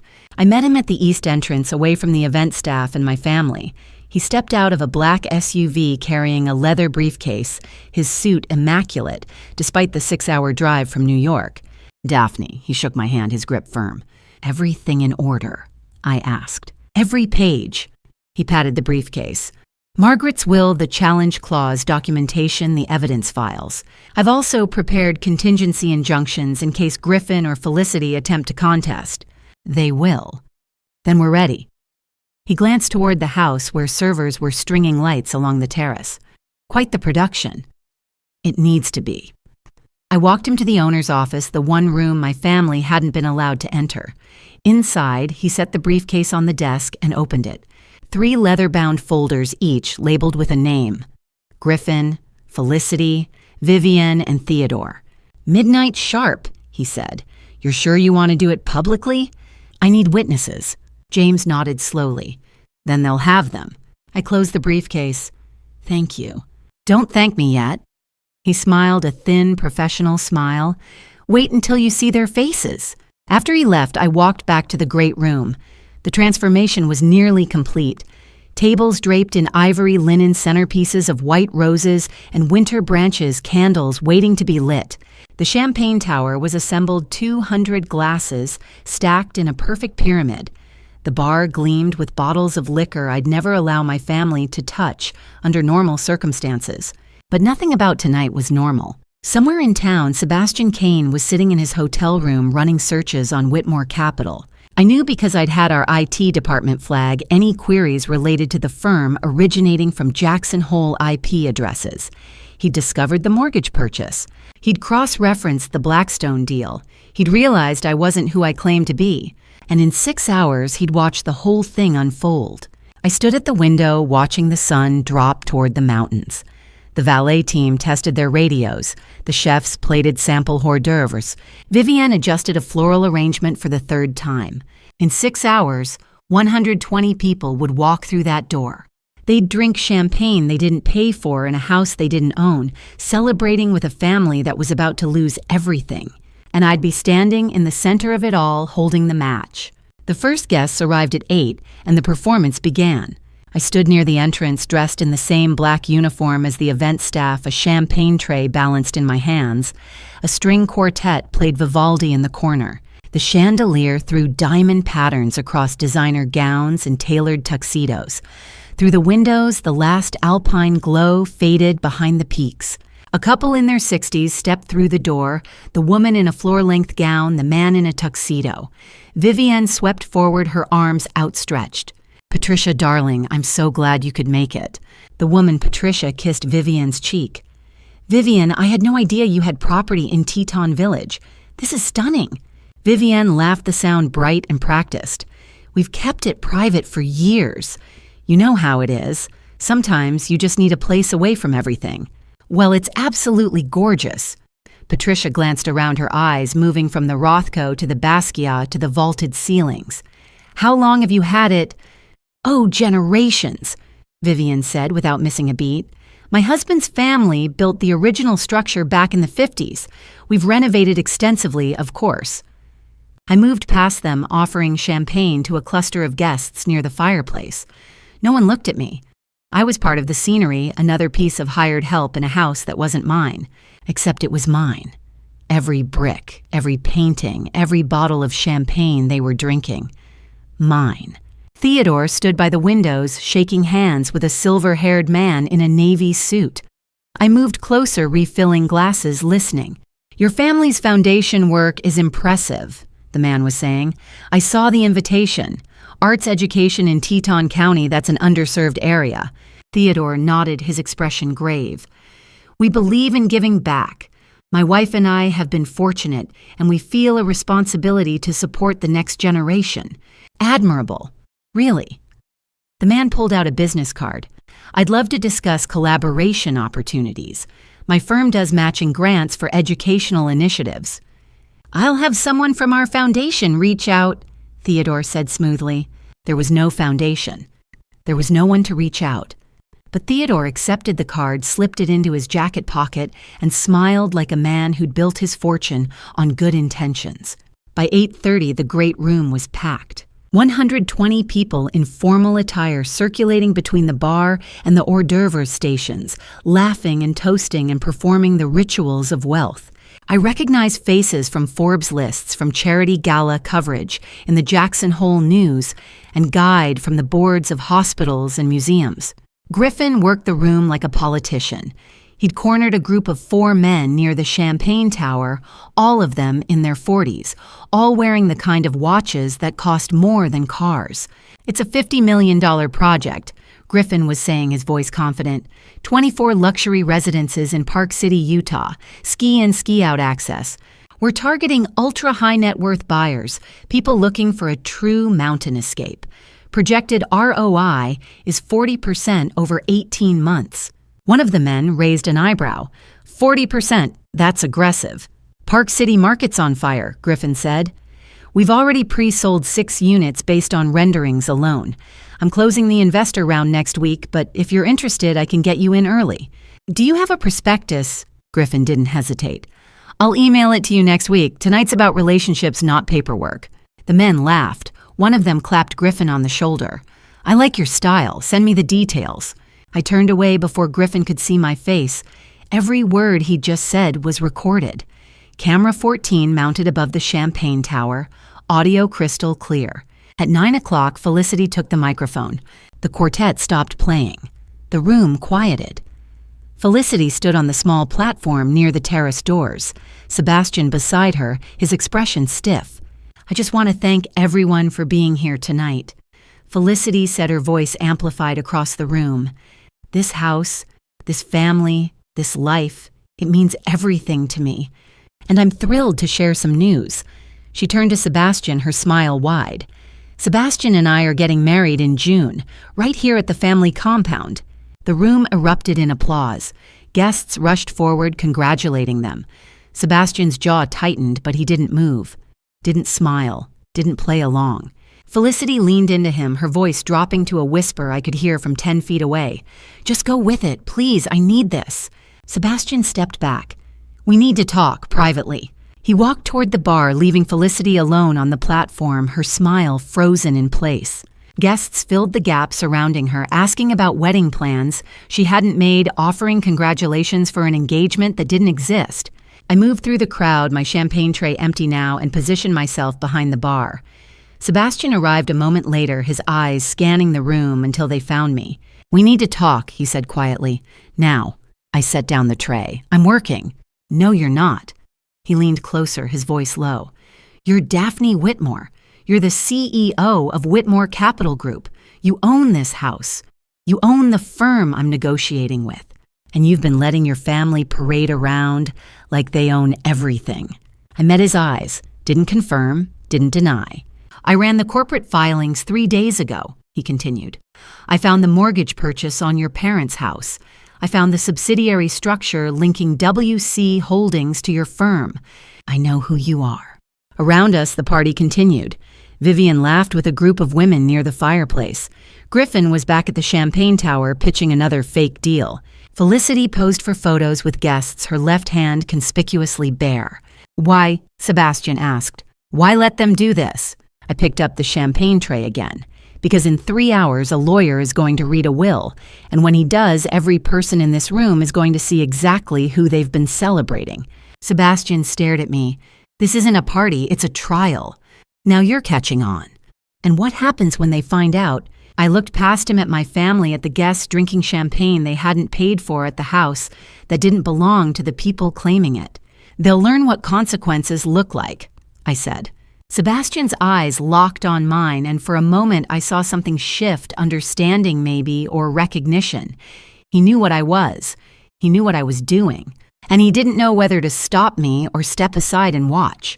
You're terrifying, he said quietly. I smiled. Thank you. His gaze didn't waver. I meant it as a warning. I know. The string quartet started playing again. Guests drifted toward the terrace to watch the snow fall over the mountains. Vivian clinked her glass, preparing to give a toast, and Sebastian Kane stood at the bar staring at me like I was a puzzle he couldn't solve. My cover was cracking, but it didn't matter anymore. In less than 3 hours, there would be nothing left to hide. At 10:45, James Mitchell called the family into the library. The room had been transformed. The reading chairs and side tables had been removed, replaced by rows of folding chairs facing a mahogany desk. James stood behind it, his leather briefcase open, 3 folders spread before him. A projector screen had been set up on the far wall, blank and waiting. 15 people filed in. Theodore and Vivian took the front row, their faces tight. Griffin sat beside them, his tie loosened, his earlier confidence fading. Felicity hovered near the door, her Givenchy gown suddenly looking too bright, too desperate. Sebastian stood against the back wall, his arms crossed. Victoria sat in the second row, a legal pad balanced on her knee. 7 guests, the ones Vivian had hand-selected as witnesses, as insurance against later disputes, filled the remaining seats. I stood in the back corner, still in my server's uniform, holding an empty tray. Invisible. James adjusted his reading glasses and looked at the room. Good evening. My name is James Mitchell, Executive Vice President of Whitmore Capital Group. I'm here tonight to execute the last will and testament of Margaret Ann Whitmore, who passed away on October 15th, 2025 at the age of 89. Vivian's hand flew to her chest. 89, my God, it feels like yesterday. Mrs. Whitmore. James's voice was polite but firm. Please hold all comments until the reading is complete. Vivian closed her mouth, her jaw tight. James opened the first folder.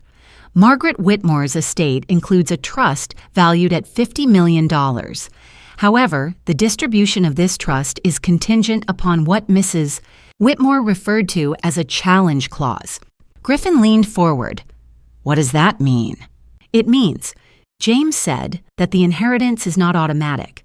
Mrs. Whitmore established 3 performance clauses. Each grandchild, Griffin, Felicity, and Daphne, must meet specific criteria to qualify. Tonight I will present the evidence for each clause. At the end of this reading, the trust will be awarded to the grandchild or grandchildren who have fulfilled the requirements. Theodore shifted in his seat. What kind of requirements? James clicked a remote. The projector screen lit up, displaying the title, Margaret Ann Whitmore Estate, Challenge Clause Evaluation. The first clause, James said, is financial independence. He read from the document in his hand, his voice steady and clear. Quote, the beneficiary must demonstrate financial self-sufficiency without reliance on family wealth or fraudulent means. The beneficiary must provide documentation of legitimate income assets acquired through legal methods and evidence of financial responsibility. End quote. He looked up. We will begin with Griffin Whitmore. Griffin's face went pale. James clicked the remote again. A slide appeared, Griffin Theodore Whitmore, Financial Independence Evaluation. Mr. Whitmore, James said, you are the founder and sole proprietor of Whitmore Properties, LLC, a real estate development company registered in Delaware on March 18, 2024. Is that correct? Griffin nodded. Yes, that's correct. And your company claims to develop luxury residential properties primarily in Park City, Utah. Correct. Yes. James clicked again.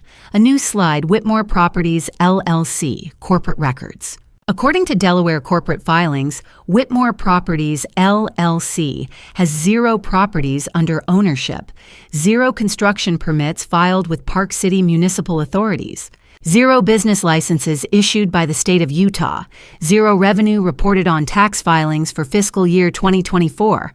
Griffin's mouth opened, closed.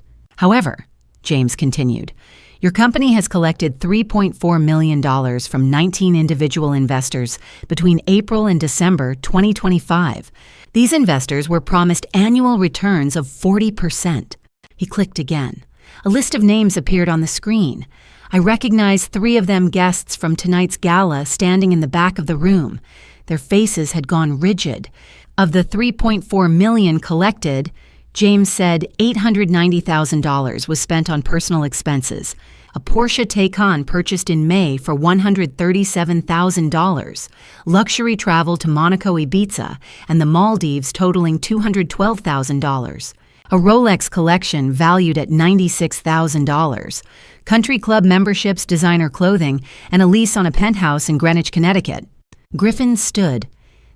Those were business expenses, marketing, networking.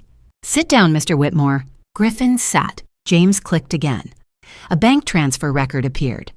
In addition, you borrowed $1.2 million from your parents, Theodore and Vivian Whitmore, between January 2023 and August 2025. None of this money has been repaid. Your parents are currently facing foreclosure due in part to this loan. Vivian gasped. Theodore stared at the floor. On December 15, 2025, James continued. The Securities and Exchange Commission opened an informal inquiry into Whitmore Properties, LLC, based on complaints filed by 4 investors. On December 28, 2025, this inquiry was escalated to a formal investigation. The SEC's preliminary findings indicate probable cause for federal charges of securities fraud and wire fraud. If convicted, you face a sentence of 5 to 10 years in federal prison. Griffin's hands were shaking. This is bullshit. I have properties under contract. I have deals in the pipeline. James closed the folder. Clause 1 requires documentation, contracts, permits, proof of legitimate business operations. Do you have any of these documents to present? Griffin stared at him. I can get them. I just need... Do you have them tonight? Silence. James looked at the room. Clause 1 states the beneficiary must demonstrate financial self-sufficiency without reliance on family wealth or fraudulent means. Mr.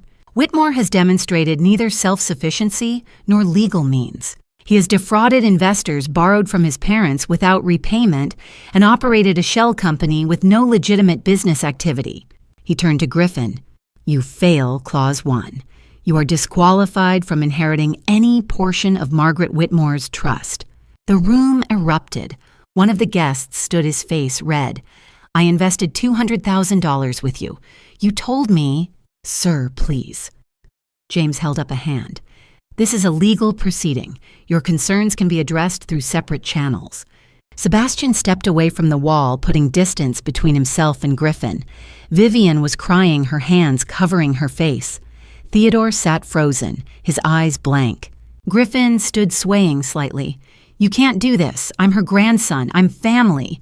You are a fraudster, James said quietly. And according to your grandmother's will, that disqualifies you. Griffin looked at me then. Across the room, past the rows of chairs, past the projector screen. His eyes locked on mine, and I saw it the realization, the understanding that I'd known, that I'd let him destroy himself. I didn't smile. Didn't blink, just watched. James closed the first folder and picked up the second. We will now proceed to Clause 2, he said. Felicity Whitmore, please remain seated. Felicity's face had gone ghost white. Her hands clutched the armrests of her chair, her knuckles bloodless. 1 down, 2 to go. James turned to my sister and I watched her mask crack in real time. Felicity was still sitting in her chair, her hands gripping the armrests, her knuckles white. The Givenchy gown that had looked so perfect 2 hours ago now seemed garish under the library's lights. Her makeup, $2,000 worth of contouring and highlight, couldn't hide the panic in her eyes. James opened the second folder. Clause 2, he said. Authentic character. He read from the document. Quote, the beneficiary must demonstrate honesty, integrity, and genuine contribution to society. The beneficiary must provide evidence of legitimate accomplishments, transparent business practices, and measurable positive impact on others. End quote. He looked up. Felicity Whitmore. Felicity nodded, her throat working. James clicked the remote. A new slide appeared. Felicity Ann Whitmore, age 32.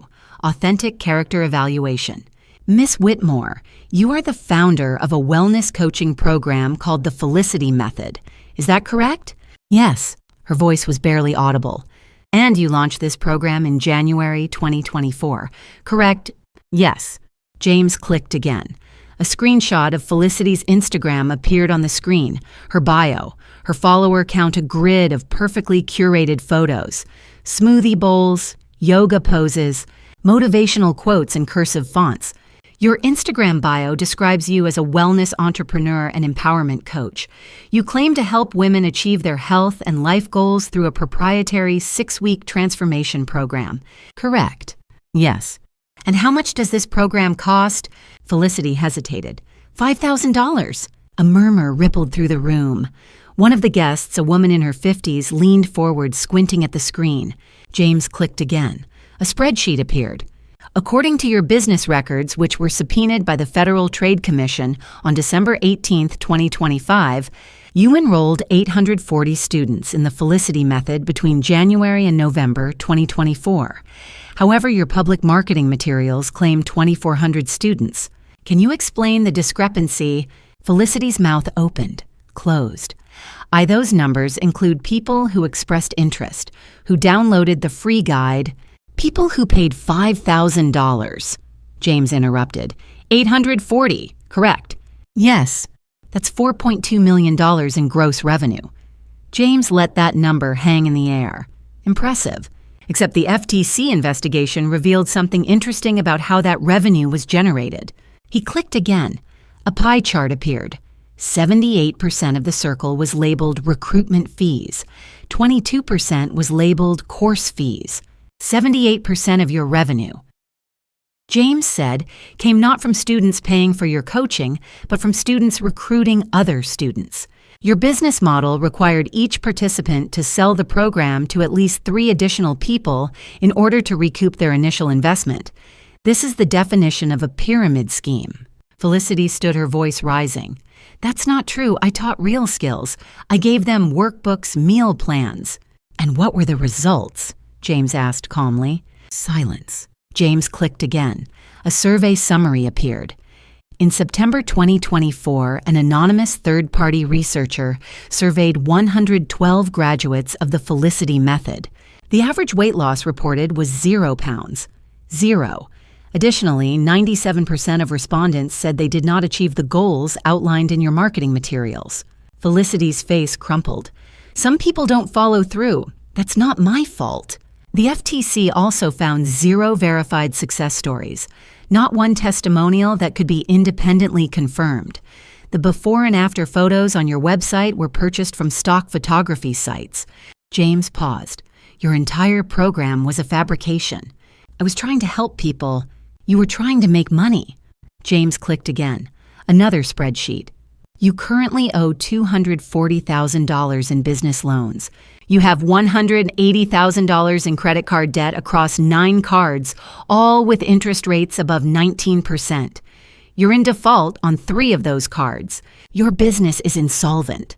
Felicity sank back into her chair, tears streaming down her face. James continued. Your social media presence is equally fraudulent.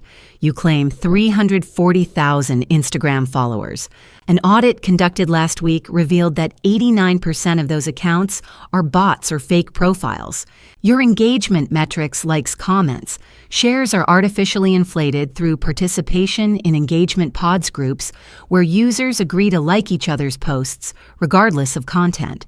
He closed the folder. Clause 2 requires honesty, integrity, and genuine contribution to society. Ms. Whitmore, you have built a career on deception. You defrauded 840 women. You fabricated success stories. You purchased fake social media influence. You have contributed nothing genuine to anyone. He looked at her. You fail Clause 2. You are disqualified from inheriting any portion of Margaret Whitmore's trust.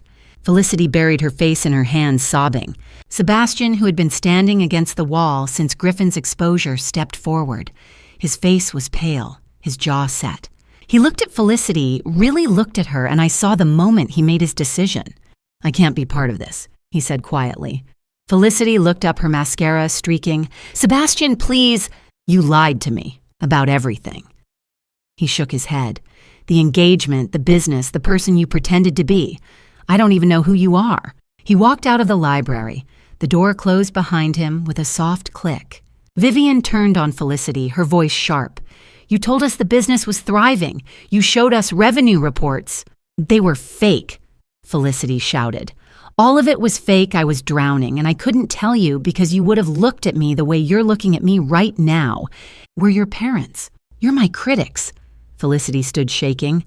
Nothing I ever did was good enough. Daphne was the smart one. Griffin was the charming one. I was just nothing. So I built something. I tried to matter. And yes, I lied. I lied because the truth was that I was failing and I couldn't let you see that. Vivian stared at her speechless. Theodore reached for Felicity's hand, but she pulled away. "Don't," she whispered. "Just don't." She sank back into her chair, her shoulders shaking. James picked up the third folder. "We will now proceed to Clause 3, he said. "This clause evaluates all family members present: Theodore, Vivian, Griffin, and Felicity." Vivian's head snapped up.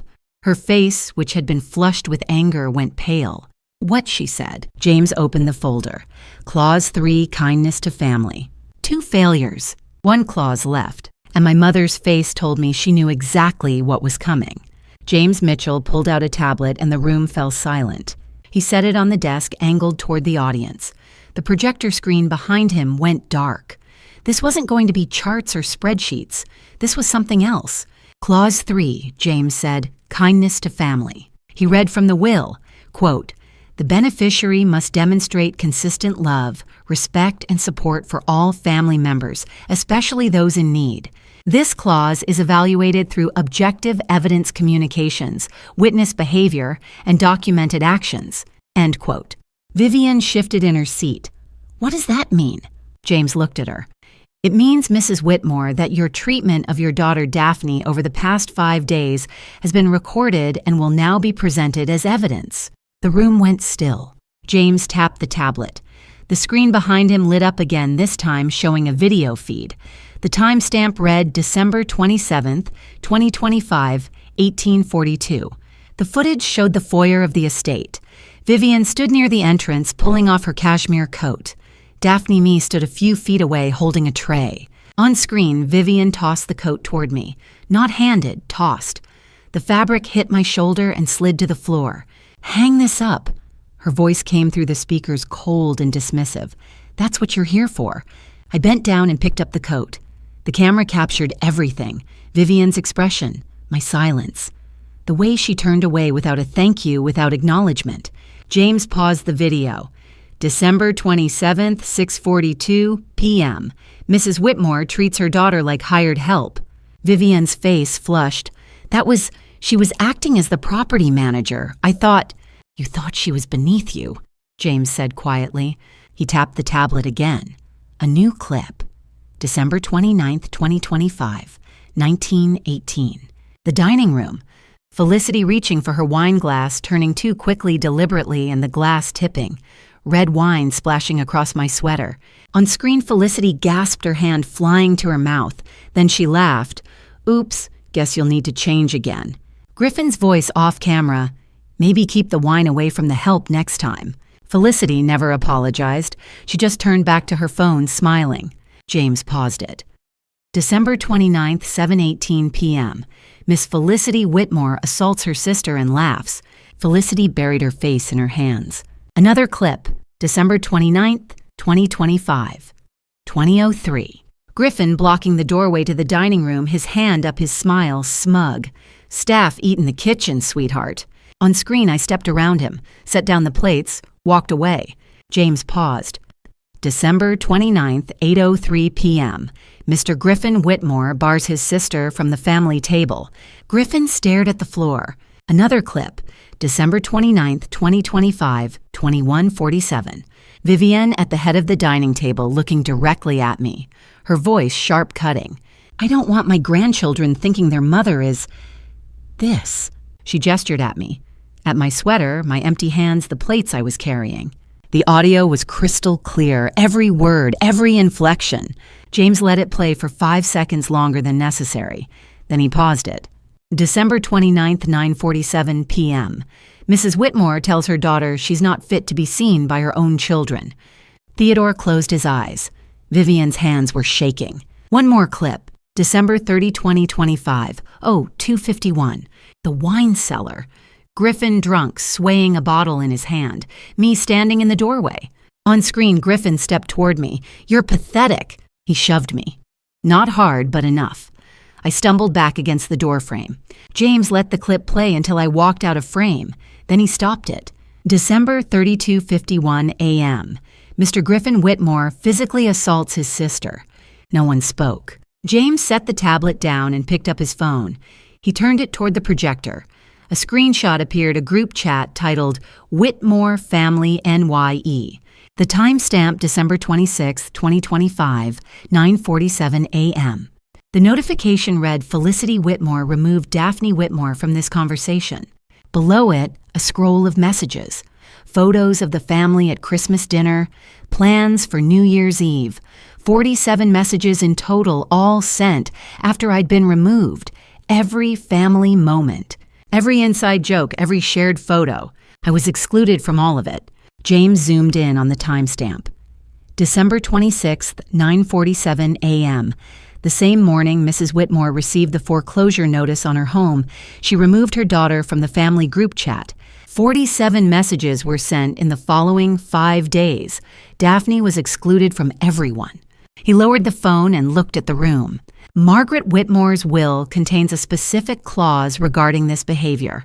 Let me read it. He picked up the will. Quote, "A family that discards its own is not a family worth rewarding. A family that humiliates, excludes, or abuses a member in need forfeits any claim to love or legacy." End quote. He closed the will. Clause 3 evaluates kindness to family. Let's review the findings. He looked at Theodore. Mr. Whitmore, you witnessed every act of cruelty documented here. You said nothing. You did nothing. Passivity in the face of abuse is complicity. You fail Clause 3. Theodore's head dropped. James looked at Vivian. Mrs. Whitmore, you are the primary aggressor. You threw clothing at your daughter. You excluded her from family gatherings. You told her she was unfit to be seen by her own children. You fail Clause 3. Vivian's mouth opened, but no sound came out. James looked at Griffin. Mr. Whitmore, you blocked your sister from the dining room. You destroyed $400,000 of property in her home. You physically assaulted her on camera. You fail Clause 3. Griffin didn't look up. James looked at Felicity. Miss Whitmore, you spilled wine on your sister and laughed. You participated in her exclusion and humiliation. You fail Clause 3. Felicity was sobbing, her shoulders shaking. James closed the final folder. All 4 of you have failed. None of you are eligible to inherit Margaret Whitmore's $50 million trust. Vivian stood, her voice shrill. This is insane. She's not even really family. She's a disgrace. She's... Vivian. Theodore's voice cut through the room. Quiet. Firm. Everyone turned. He stood slowly, his face pale. Stop. Vivian stared at him. Theodore, we did this. His voice cracked. We failed her. 5 years ago, when she asked for help, we turned her away. And every day since we've treated her like she didn't matter, like she was less than us. He looked at me standing in the back corner of the room.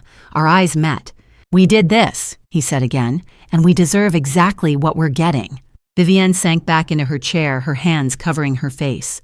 The room was silent except for Felicity's quiet sobs. James checked his watch. It's 11:25. In 30 minutes, we will announce the beneficiary of Margaret Whitmore's trust. He looked at me, and for the first time all night, I let myself smile. Before the clock strikes midnight and the truth explodes, comment the number 12 if you've made it this far. Let me see who's still standing with me at the edge of this reveal. Quick reminder, some elements ahead are dramatized for storytelling purposes. If that's not for you, now's your chance to step away. But if you stay, you'll witness the most satisfying moment of vindication you've ever heard. James Mitchell closed the evidence folders and opened a sealed envelope. The room held its breath. 11:50 p.m. 10 minutes until midnight. 10 minutes until the new year. 10 minutes until my family learned exactly what they'd lost. James removed a single sheet of paper from the envelope and read aloud. Margaret Ann Whitmore's last will and testament names one beneficiary who has met all 3 performance clauses: financial independence, authentic character, and kindness to family. He looked up. That beneficiary is Daphne Elizabeth Whitmore. Silence. Then the room exploded. Vivian gasped. Theodore's head snapped up. Griffin stood, his face red. Felicity just stared, her mouth open. I stepped forward from the back corner of the room, still holding my empty server's tray. Every eye turned to me. The guests who'd ignored me all night. The family who'd treated me like furniture. Sebastian, who'd figured it out hours ago but hadn't said a word. I set the tray on a side table and reached behind my back, untying my black apron. I pulled it over my head and folded it carefully, setting it beside the tray. Underneath, I wore a simple navy sheath dress. No uniform, no disguise. I walked to the front of the room and stood beside James. "Let me introduce myself properly," I said. My voice was steady, clear. "My name is Daphne Whitmore. I'm 38 years old. I'm the founder and chief executive officer of Whitmore Capital Group, a private equity and asset management firm that currently holds $8.2 billion in assets under management." The room erupted again. Guests turned to each other, whispering. One of them pulled out a phone, clearly searching my name. Another stood staring at me like I'd grown a second head. I turned to my family. "This estate." I gestured to the walls, the windows, the art. I bought it in September 2020 for $18 million. The property manager's story, that was a test. "I wanted to see how you'd treat someone you thought was beneath you." Vivienne stood, her voice shrill. "You're lying. This is some kind of trick." "James," I said calmly, "show them." James clicked the remote. The projector screen lit up with a document, a property deed. The header read, "Teton County Recorder's Office, State of Wyoming." The purchaser line was clear, "Whitmore Capital Group, LLC, authorized signatory Daphne E. Whitmore." The date, September 14th, 2020. Vivienne sank back into her chair, her face pale. I kept going. "The foreclosure notice you received on December 27th. That was me too. I purchased your mortgage from First National Bank on December 22nd for $2.1 million. You currently owe $4.8 million across your mortgage home equity line of credit and accrued interest. Payment is due January 15th, 2026. Theodore stood slowly, his hands shaking. "Daphne, why would you do this to us?" I looked at him. My father. The man who'd taught me to ride a bike, who'd walked me down the aisle at my wedding, who'd held Henry and Emma when they were born. The man who'd looked me in the eye 5 years ago and told me investing was a man's world. "I didn't do this to you," I said. "You did this to yourselves." I took a step closer. 5 years ago, I came to you with a business plan. I needed $150,000 to launch my first fund. I had projections, a clear path to profitability, investors ready to commit. I asked you for a loan, not a gift, a loan. Theodore's eyes dropped. "You said no," I continued. "You told me to focus on raising my children. You told me investing was a man's world and I should leave it to people who understood it." I turned to Griffin. 3 months later, you gave him $300,000. He used it to buy a Porsche Taycan, mint green. He posted it on Instagram. Griffin's face went white. I turned back to Theodore. "I took out a high-interest loan at 18% APR. I worked 90-hour weeks. I missed Henry's first steps because I was on a call with a pension fund manager in Dallas. I built Whitmore Capital from nothing. No family money, no trust fund, no help from any of you." My voice was cold now. "And while I was building an empire, you were building debt, refinancing the house to cover Griffin's failed schemes, maxing out credit cards to maintain appearances, emptying retirement accounts to fund Felicity's pyramid scam. I looked at all of them. I didn't destroy you. You destroyed yourselves. I just refused to save you from the consequences." Griffin stepped forward, his fists clenched. "You can't just take our house. That's our home. We grew up there." "I already took it," I said. "The foreclosure is finalized on January 15th, 2026. That's 15 days from now. I suggest you start packing." "You vindictive bitch." "Careful." My voice was ice. "You're already facing federal charges for securities fraud and assault. Don't add threatening a witness to the list." Griffin's mouth snapped shut. The library door opened. Sebastian walked in his tie, loosened his face, pale. He must have been standing in the hallway listening. He looked at me, and I saw the exact moment the final piece clicked into place. "The Blackstone deal," he said quietly. "WC Holdings." I turned to him. "That's me too, Whitmore Capital Holdings. It's a subsidiary of my firm. The $200 million transaction you've been advising on for the past 6 months, you've been negotiating with me the entire time." Sebastian laughed, a short, bitter sound. "You played everyone." "I played a game," I said, "and I won." He shook his head slowly. You're terrifying. Thank you. Outside through the windows, I could hear the party guests gathering on the terrace. Someone had turned on music. The countdown was about to begin. Vivienne stood, her voice breaking. You can't do this. We're your family, your parents. We raised you. You raised me to believe I was less than my brothers, I said. You raised me to think my dreams didn't matter. You raised me to be invisible. I stepped closer to her. So I became invisible. I built a company that operates in the shadows. I became a CEO no one's ever seen. I bought your house without you knowing. And tonight, in front of 120 witnesses, I've shown you exactly what you threw away. Vivienne's face crumpled. Please, Daphne, please. Outside, the countdown started. 10. The guests on the terrace were shouting, champagne glasses raised. 9. I looked at James. He handed me the will, the final page, the signature line, where Margaret Whitmore had signed her name in shaking cursive. 8. I looked at my family, at Theodore, broken and old, at Vivienne, her mask finally shattered, at Griffin facing prison, at Felicity, her fake empire crumbled. 7. I looked at the 7 guests in the room, the witnesses Vivienne had invited, the people she'd wanted to impress. They were recording on their phones now. By morning, this story would be all over Jackson Hole. 6. I looked at Victoria standing in the corner with her legal pad documenting everything. She gave me a small nod. 5. I looked at Sebastian, who'd figured it out too late, who'd been negotiating with me for months without knowing. 4.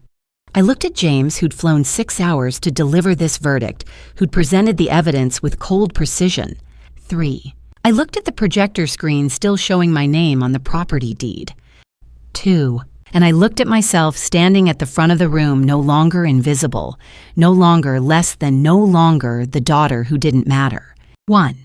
Happy New Year. Fireworks exploded over the Tetons. Champagne corks popped.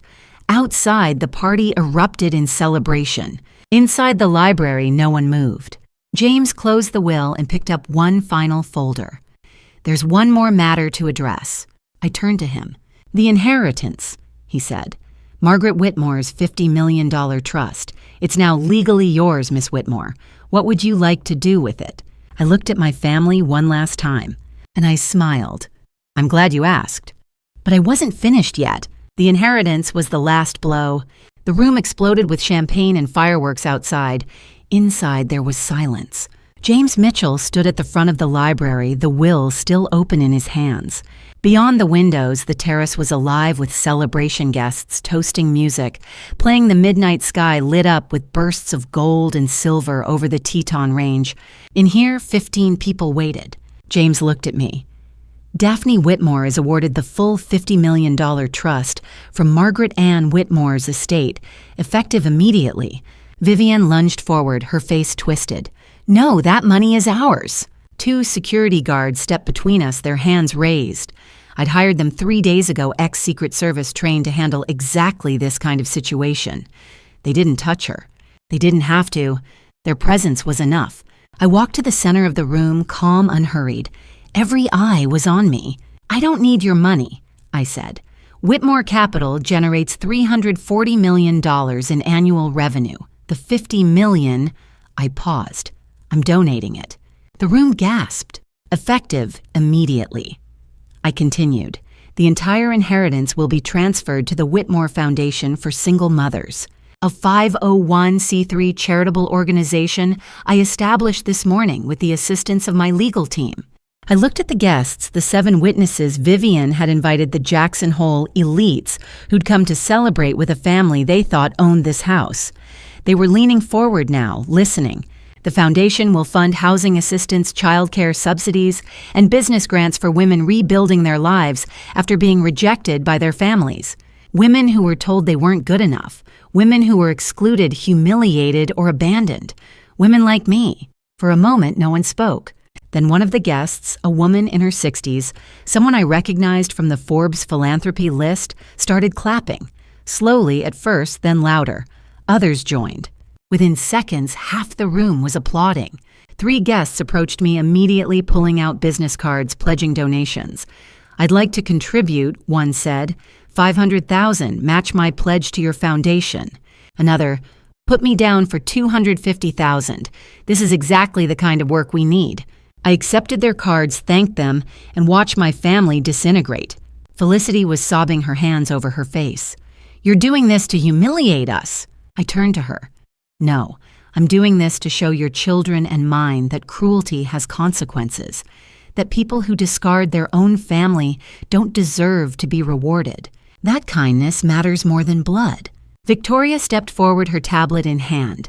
She'd been quiet all night, documenting, observing.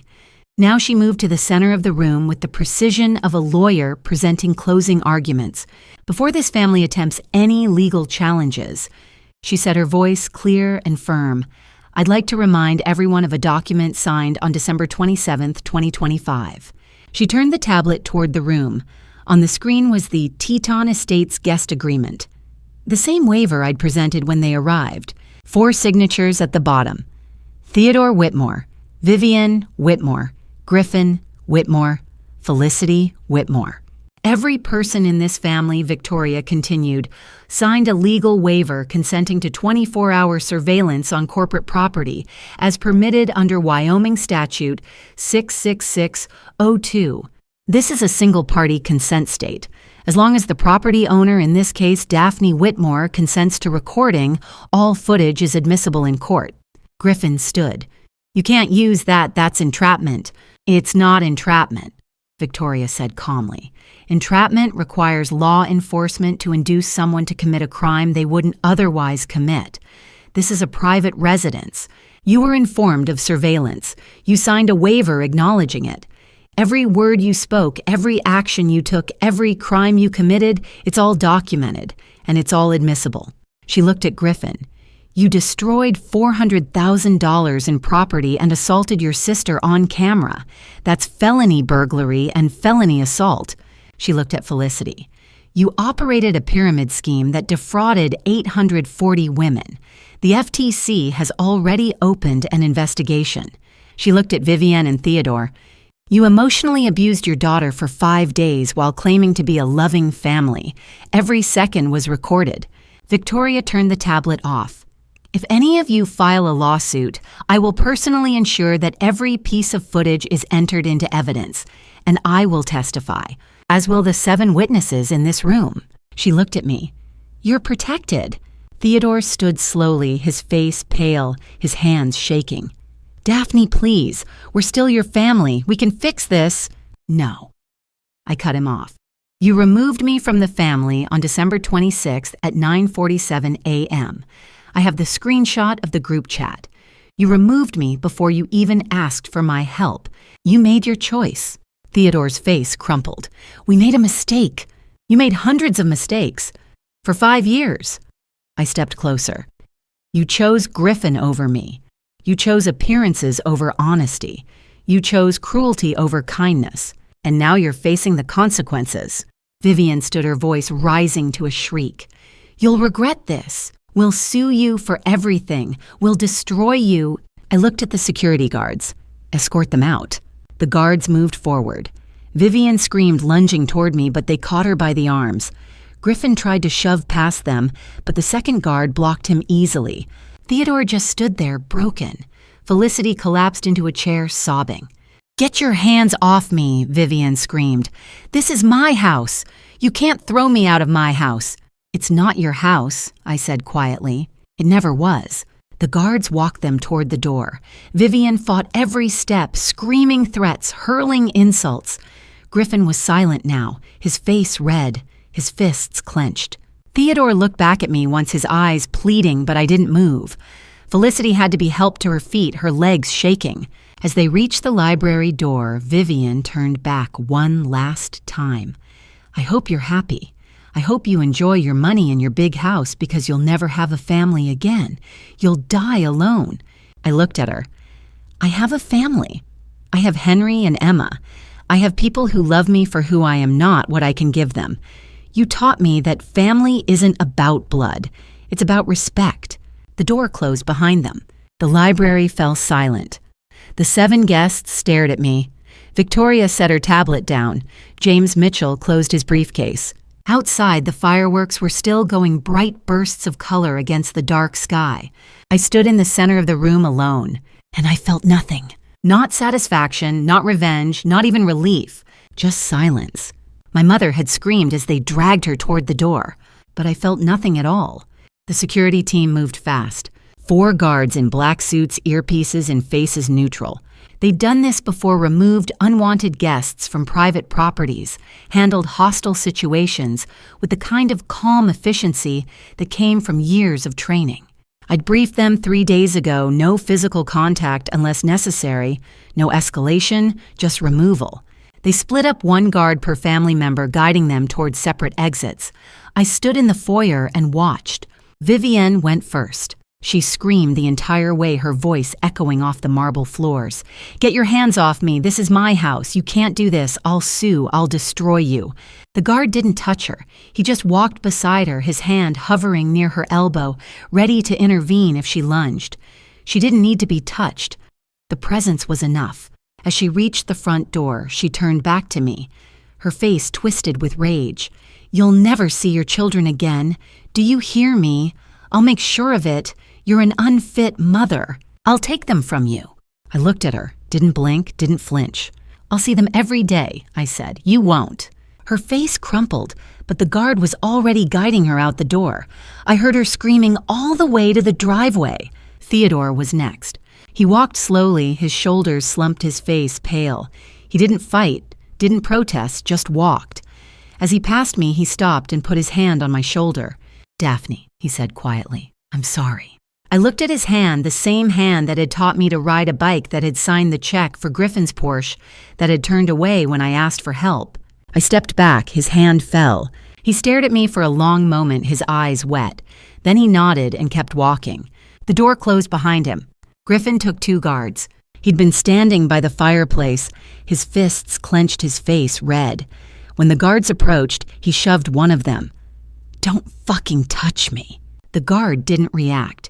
The second guard moved in from the side, and together they flanked him, blocking any path forward. Griffin's hands were shaking. "You're all going to pay for this," he said, his voice rising. "Every single one of you. I know people. I have connections. You think you can just throw me out of my own—" "Mr. Whitmore." One of the guards held up an envelope. "This is for you." Griffin snatched it, tore it open. Inside was a legal summons. I watched his face change as he read. United States Securities and Exchange Commission versus Griffin Theodore Whitmore. And beneath it, a second document. Civil complaint. 19 plaintiffs versus Griffin Theodore Whitmore and Whitmore Properties, LLC. Damages sought $3.4 million plus punitive damages. Griffin looked up at me, his eyes wide. "You did this." "No," I said. "You did this. I just made sure everyone knew." He crumpled the papers and threw them at me. They hit my chest and fell to the floor. The guards moved in immediately, each taking one of his arms. He struggled, but they held him easily. "You betrayed me," he shouted over his shoulder, "not at me, at Victoria." She was standing by the library door, her arms crossed. She met his eyes. "You stole from me," she said calmly. "You lied to me. You used me. We're done." Griffin's face went red. "You're a fucking—" The guards pulled him toward the door. He fought every step, shouting threats, hurling insults. They didn't respond, just walked him out and closed the door behind him. The room was suddenly quieter. Felicity was last. She hadn't moved from her chair. She was still crying. Her mascara streaked her Givenchy gown, wrinkled and stained from where she'd spilled champagne on herself. The guard approached her gently. "Miss Whitmore, it's time to go." She looked up, her eyes desperate. "Sebastian, Sebastian, please." Sebastian was standing near the terrace doors, his coat already on. He looked at her for a long moment. Then he shook his head. "I can't help you, Felicity. Please, I have nowhere to go. I have no money. You lied to me about everything," he said quietly.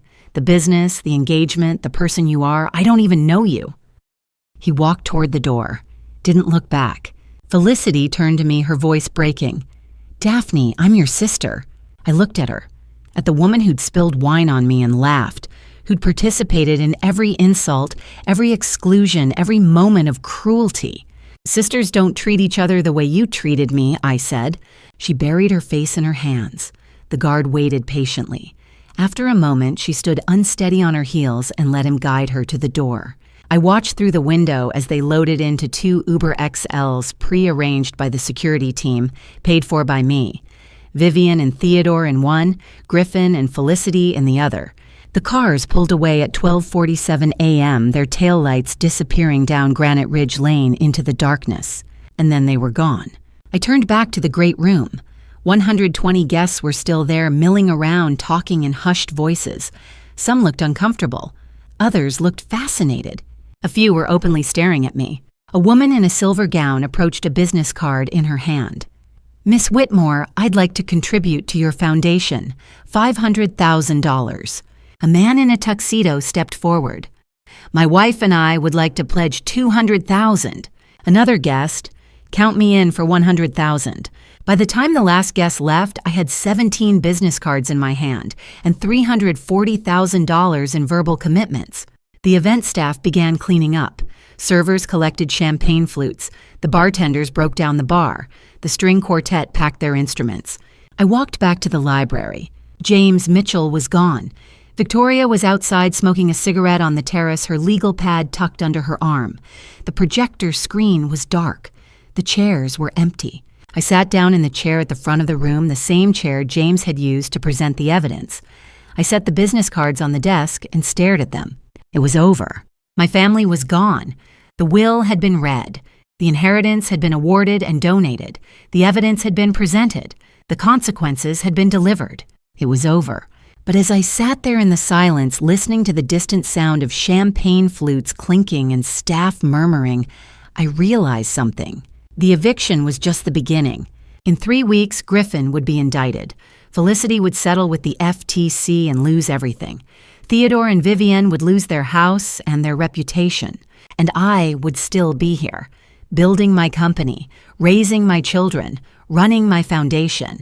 It was over, but the consequences were just beginning.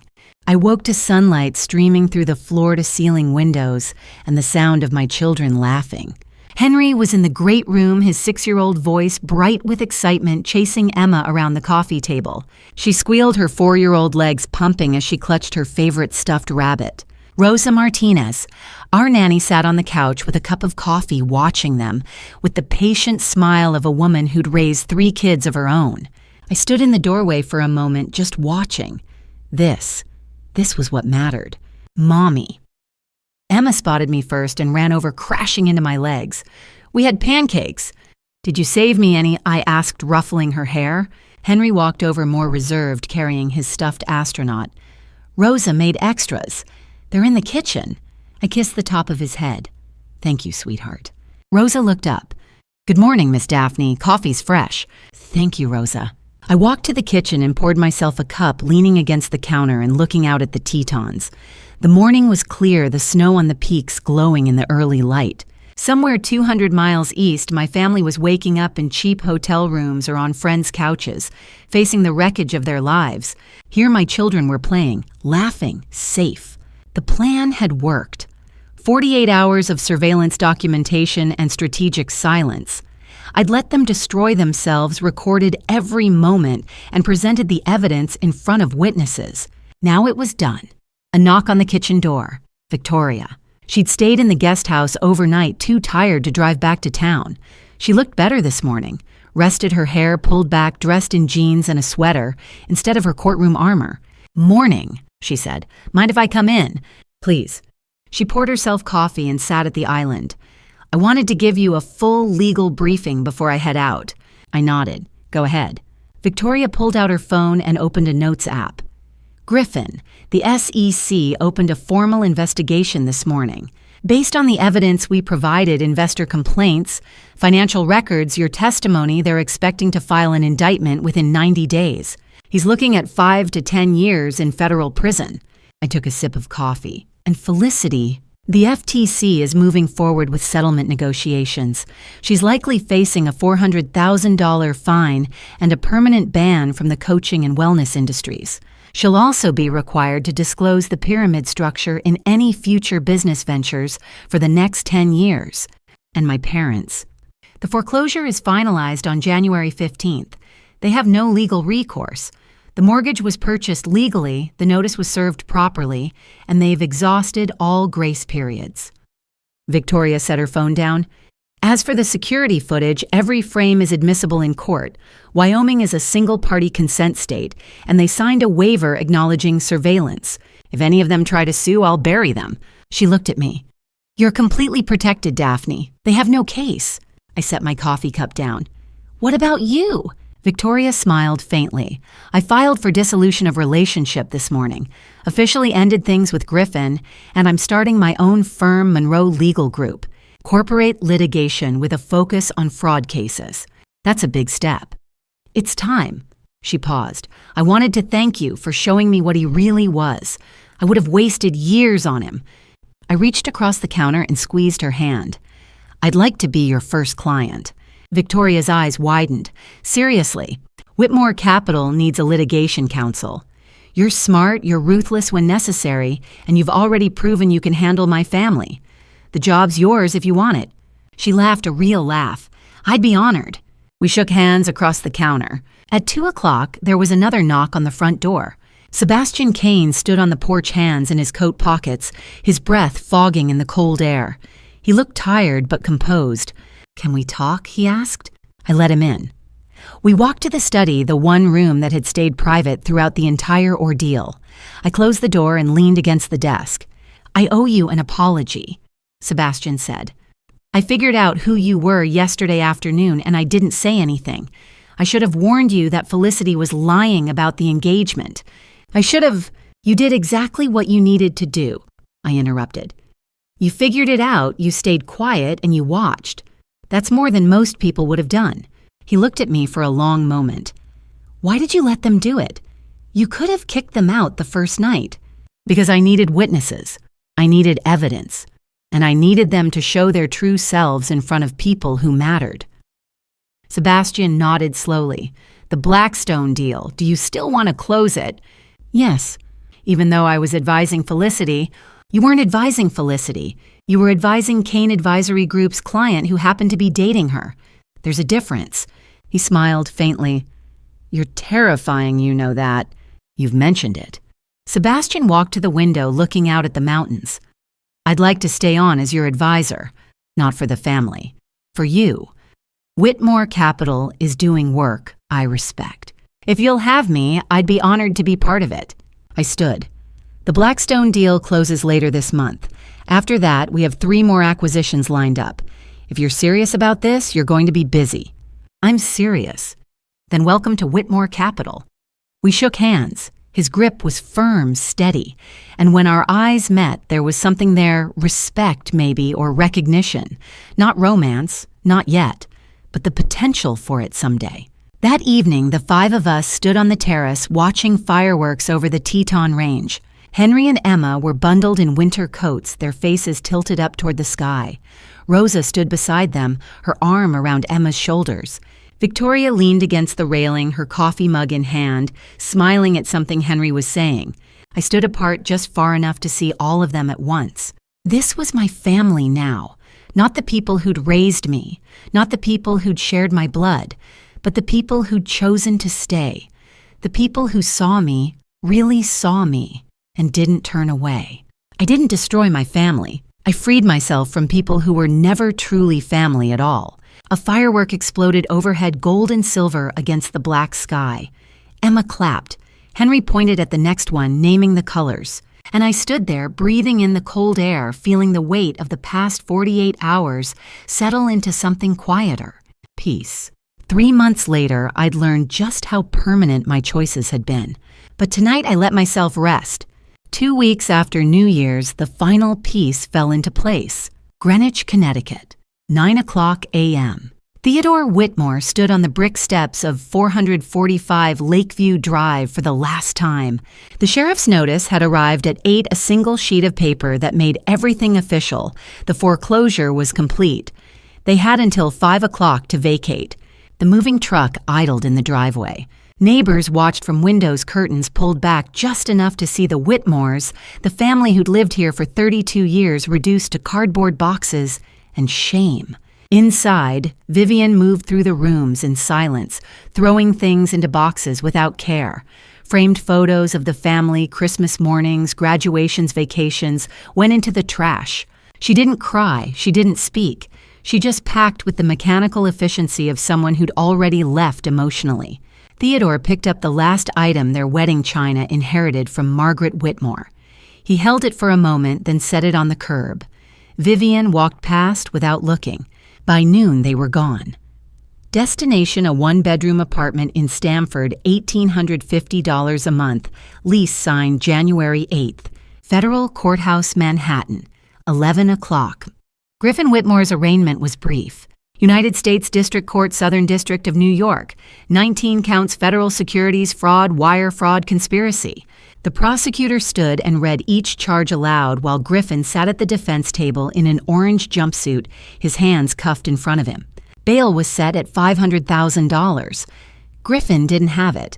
The court appointed a public defender, a tired-looking woman in her 40s, who'd clearly handled 100 cases just like this. I sat in the gallery 3 rows back. Griffin saw me. His eyes locked on mine, and he mouthed 2 words, "I hate you." I took a photo of the court docket with my phone and left without comment. The trial was scheduled for June. The prosecutors estimate 12 to 15 years if convicted. Hartford, Connecticut, 12:30 p.m. Felicity sat across from the FTC settlement attorney, her hands folded on the table. The terms were clear: $400,000 due March 1st, permanent ban from coaching, consulting, and wellness industries, mandatory disclosure on all future business ventures for 10 years, 200 hours of community service. Her assets had already been liquidated. Car $18,000, jewelry $12,000, designer wardrobe $9,000, electronics $3,000, total $42,000. She still owed $358,000. "What am I supposed to do now?" she asked. The attorney closed the file. "Find honest work." An hour later, Felicity walked into a dental practice and filled out an application for a receptionist position. $16 an hour. Jackson Hole, Wyoming. 2 p.m. Mountain Time. I stood in the great room of the estate watching snow fall over the Teton Range when the notifications arrived. Email from the Greenwich County Clerk: foreclosure complete. Deed transferred. Mortgage satisfied. Text from James Mitchell Griffin: arraignment done. He's in MDC, Brooklyn. No bail. Call from Victoria Monroe: FTC accepted Felicity's settlement. She's finished. Victoria arrived 20 minutes later, driving up from town. She set her briefcase on the kitchen island and gave me the final legal briefing. "Your parents have no recourse," she said. "No assets beyond $360,000 from the foreclosure surplus held in escrow. Griffin faces 12 to 15 years trial in June. Felicity's financially ruined, career over, and you," she smiled, "100% protected, zero liability." "It doesn't feel like winning," I said quietly. "It feels like closing a wound." James Mitchell arrived at 2:30 with foundation documents. The Whitmore Foundation for Single Mothers had officially launched January 2nd. Initial funding $50 million from Margaret's inheritance, plus $2.7 million from New Year's Eve donations. In 2 weeks, we'd received 847 applications. Today, we'd awarded grants to 140 women, $25,000 each for housing, $10,000 for business startup capital, 6 months of free legal consultation through Victoria's firm. The press had covered it: Wall Street Journal, Forbes, Jackson Hole News and Guide, but they'd honored my request to remain anonymous. "The recipients want to thank you," James said. "Tell them to pay it forward," I replied. Evening, 5 p.m. Henry and Emma burst through the front door, their cheeks red from cold, their voices bright with excitement. Rosa followed, carrying their snow gear. "Mommy!" Emma ran to me. "We went sledding." Henry walked over more carefully, his stuffed astronaut tucked under his arm. "Rosa said we're helping other mommies. Is that true?" I knelt down eye level with him. "Yes, we're helping moms who don't have families to support them." Emma tilted her head. "Like Grandma and Grandpa?" I hesitated. "No, sweetheart, like me a long time ago." Henry's face grew serious. "But you're not alone. You have us." My eyes burned. For the first time in this entire story, I felt tears. "I do," I whispered, "and that's all I need." Sunset, 6:15 p.m. I walked alone to the West Terrace, looking out over the mountains. 15 days ago, my family had removed me from their lives with a single text message.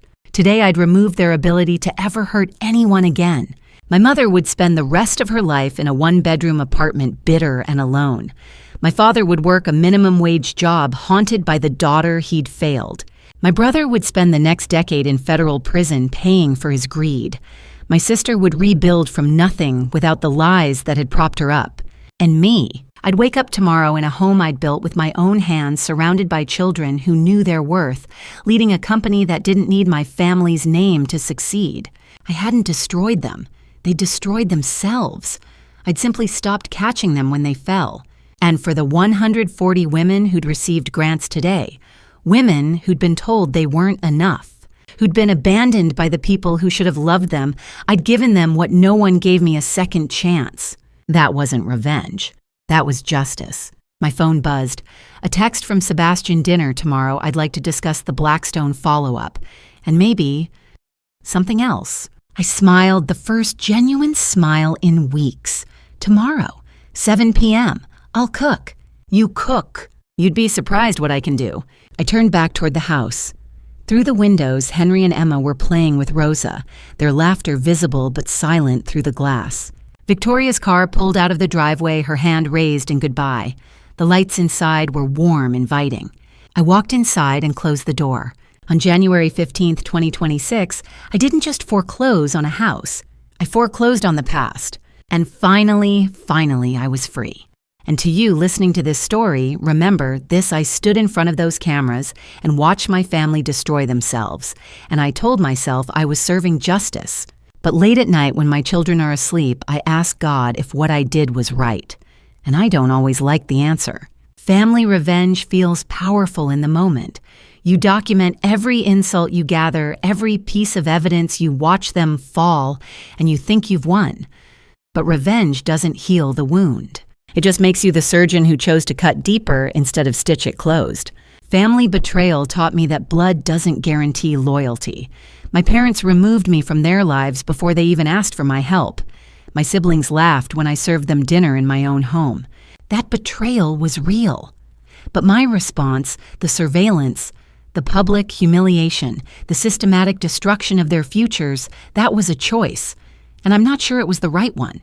God gave me wealth, power, and the tools to protect myself, but He also calls us to forgiveness, to mercy, to love, even when it's hard. I chose family revenge over grace. I chose family betrayal's consequences over reconciliation. And now I have everything I wanted: my company, my foundation, my freedom, but I also have a family that will never speak to me again. Don't be like me. If you've been hurt by your family, protect yourself. Set boundaries. Walk away if you must, but don't spend years planning their destruction. Because when you finally execute that plan, you might win the battle, but you'll lose something you can't get back. Family betrayal cuts deep. Family revenge cuts deeper. Choose healing instead. If this story made you think, please leave a comment below. Have you ever faced family betrayal? How did you respond? Share this video with someone who needs to hear it. And subscribe for more true stories about consequences, redemption, and the cost of revenge. Thank you for staying until the end. And a word of caution: some stories ahead contain fictionalized elements created for educational purposes. If you prefer different content, feel free to explore other videos on this channel.